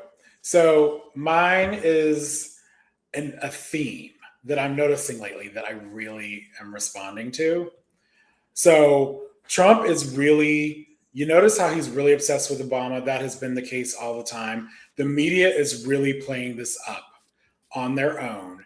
They why did they do a poll of who's more favorable, Barack Obama or Donald Trump, instead of like the favorability of all the presidents? So I keep seeing this come up and I'm loving it. And people on social are loving it. So that is my week's best because it's I know it's getting under this man's skin, and you may never see it on Fox News, but the rest of us are seeing it. So can I do one more? Yeah. Totally different theme. So I saw this and I thought, So there's this woman with late stage Alzheimer's who hadn't spoken in 5 years. She received a dose of basically magic mushrooms, just to make it simple. And she's started making jokes and, in just 19 hours. Is this a cure for Alzheimer's? No, it's not a clinical study. But my point here is maybe it is a cure. We don't know, but it's still an illegal substance. And there's a lot of hidden or unknown benefits to mushrooms. Other countries, it's legal in other countries. And so I hope one day, and I know California is seriously looking into legalizing mushrooms. I hope they do. I hope, in medicinal form and recreational, but it could give us some new, cures and benefits that we may not know. Yeah, you're never gonna make me understand why they don't why people don't want to support this. Like, if you regulate it and tax it, what do you mean? Like, that's revenue. Like, what are y'all like that they're I acting mean, like look they at don't want marijuana. right. And so I never understood. This is Yeah. so funny because like Nick and I had my husband and I had this conversation like years ago, way back, probably like 10 or 15 years ago, before they had really started making it recreational like usage. I think maybe Washington, I don't know, like it was like nowhere at that point. And he was like, well, I don't think it's going to happen in our lifetime. And I'm like, I think it's going to happen in the next 10 years. And he like was shocked by that. And I was like, what do you mean? Like, first of all, it can be taxed and you can make a profit off of it. So there's that. But then also the boomers are reaching ages of ailments and are going to be seeking these alternative treatments. And that's going to push the door for this. And sure enough, like whenever it started happening, he's like, you were so right. And I was like, first of all, I'm right about everything. Thank you. But also anything in this, like, it's capitalism, right? Like, the thing about capitalism is it's our worst enemy, but it also comes to save us, because the one thing that's predictable, the one thing that we can rely on is that like money is going to rule the world. And so anything that can turn, like, this is going to be profitable. So it's going to be legalized at some point, right? Like, if they're going to find a way, but it's also like our worst enemy. So that. This is the same reason why I keep saying that maybe Trump will be stopped at some point, because these businesses are like, you know what, this is too far. Yeah. This is turning our, like Taco Bell that just had to pull. We didn't talk about this. Is like the one more thing. So this is like a good segue. Taco Bell had to pull their lettuce from some of their restaurants because it's created this like a super parasite that has Wait, like so wait. So this is Taco Bell? Like, I wasn't. No, it's not. Because I was wondering what New Yorkers were eating, because they were the one. I was like, going what to are say, y'all? is this related to that whole This explosive diarrhea thing? Yeah, Taco so Bell? it's not just them, it's every place. So what I'm saying is they made the decision to preemptively pull like lettuce and the other produce because it can't, there's stuff that can't be cooked. They pulled in certain locations that were, this is an old one, so skip over that. Sorry, my bad. The actual origins they're not super sure about because the CDC isn't doing anything. It's not And they've been shut down since, or they haven't reposted about it, I think since the 16th of June or something. It's like a long time ago. So basically go to your state websites, your state Department of Health, to get information on outbreaks in your state. But essentially, like, it's like the norovirus on steroids, because this is something that's going to stay with you for like weeks, not days. And oftentimes they may give you antibiotics because it's like that tough on your system. You'll need a stool. They can do it through a stool test. They can tell. But where these outbreaks are, like in Michigan and New York. It sounds like you would know. Oh, you would know, because yeah, it's a lot of diarrhea, nausea, and discomfort, and it goes on for weeks. So this is, but basically, lettuce, raspberries. It sounds like you should be careful of cilantro, raw vegetables. raw veggies, anything in everything. a bag, like salad, bagged produce. If you can't heat it up, you probably can't clean it, is what they're saying, because it's apparently chlorine and bleach resistant. So that, they've said they've seen it. I've never been so happy to know that I grow all my berries. I grow all of that. And I'm gonna give a little bit of energy to Trump for that, because I was like, I can't afford shit under him. So I started planting and growing vegetables and fruits, and we are going to start a hydroponic garden and this wasn't the reason. It's actually I have one in my kitchen that we have not even, it's been sitting here for, I think I bought it for Mother's Day or Christmas and not touched. It's a symbol. Well, get on that. It's been really therapeutic for me, you guys. I highly recommend starting gardening. I highly recommend it. The problem is that because we don't have real good data on this, they're not really sure where to trace this, but the people are coming to the internet. I know New York is a hot spot. So it's like the sleuths of the internet have come and they're coming together. And so what they're saying is like, there's like this bagged lettuce from Walmart. The person was like, I am sure because I had this and my kid did not, and I got sick. Like, right. So people are coming with their like this is how I got sick, and sharing it on the internet. And so now literally Threads knows more than the CDC, which is like It's concerning. such But a thing. Like there's no database. Well, yeah. right. They got rid of the department that tracks all of it. Right, So. right. So if I were you, I don't know, like I said, I don't know where, like I know it's like it pops up in the summertime, and oh, by the way, this is political, not just because of the CDC, but because of what they're saying is that it's either being sprayed by water that has fecal matter in it, or Most likely. it's because of the migrant workers don't have the proper facilities, they don't have proper restrooms to use and sanitizing stations, and so they are transmitting it when they're picking it. This one of those two things, and in either case, like it's bad news for the companies because they're the ones that didn't pay, like, right, they're not doing what they should be doing because there's no oversight because everything has been cut and whatever. So it's political on that front as well. Like you're gonna pay the price, but because we can't really track everything in terms of its origins, the best thing you can do is cook everything. They are saying that sometimes if you do a vinegar solution and you wash vigorously, like maybe, but like raspberries, for instance, it gets stuck Vinegar in and the middle. baking soda. But they're saying that won't kill it. So I don't know. This is What from if the I Yale just eat Department ice of cream? Health. If it's bleach resistant, Right. That's what I baking said. soda I'm ain't like, gonna do wow. shit. Right. So, but that's good. That's good practice anyway for when you're handling stuff. But like with lettuce, this says take out the outer layers, and stuff, like basically brush clean, whatever, heat up. I don't know. There's just certain things I'm going to be avoiding. If it's contaminated water, there's Yeah. Until we know where taking it's out the coming outer from. leaves isn't going to make a difference. Yeah. Right. Until we Stay know away more. from the reflecting pool. Yes, right. That's Right. what it was like. That's where And they that source other that thing water that has the from. brown water. I don't know, Yeah, but this is just like I can't be having this kind of stuff too on top of everything else. Because This that's is too like much. your life ceases to function. Like if you have explosive Oh, diarrhea, yeah. like where are you going? And for other than the weeks hospital. though. Yeah, So the people like, that I was you can't watching work. online were saying they had to have, they said it was like it finally stopped on day 3 or 4 of Flagyl.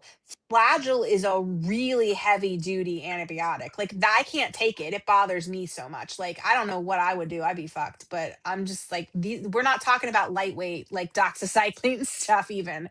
So So this is Imodium, it doesn't intense. do the trick. Oh no. I guess not. And No. that's the Oh, problem is Lord. like, and then also if you're hydrating, remember electrolytes, not just water. You got to have electrolytes. So just be Oh yeah. getting Oh yeah. Gatorade or whatever. Like water ain't gonna do it. Like, Ugh. sorry. I Yeah, meant when I to. We heard meant about to that, flip this. but We I were did to hear it was not in flip this. California. I did hear that. So also they are saying that it's really important to get, if you think you have that, to go get treatment because Yes. they're actually saying medications are really important to knock it out because if you don't, you might think in a couple weeks you're feeling better. And then it comes back. A month later it comes back. Yeah. I mean, the No good thanks. news is you People were can't- joking on the internet like, "Well, I need to lose 10 pounds," and I don't think they realize how bad, like how serious this is. That's no way to And lose if you're weight. going to lose 10 pounds from No. diarrhea, you're pretty No, much it's bad. like hanging on to life at that point. Yeah. And also this is like, you're not gonna, I guess you can't transmit it from person to person. But obviously, if your fecal matter gets in the food, you can. Right. So, if you're talking about, I mean, like that's people don't so we do don't want very good people at running washing their around. fucking hands. Well, You know? let's I'm going to put this into perspective for folks who don't get it. If you've ever had a colonoscopy, that's just one day. Okay. Now do that colonoscopy For prep weeks. for weeks. Good luck with that. Yeah. Yeah. Good luck with that. Yeah. Sorry. Well, y'all, it's God, it's almost 3 hours we've been on. I All know. right, so anyway, thanks everyone. We're wrapping. We'll see you next Thursday. Have a great Thanks Friday. for a great Happy night, guys. Friday. It's Friday somewhere on the East Coast, isn't it? Yeah. It's Friday It's been Friday for an Yeah. hour. Yeah. Happy Friday, y'all. All right. Bye.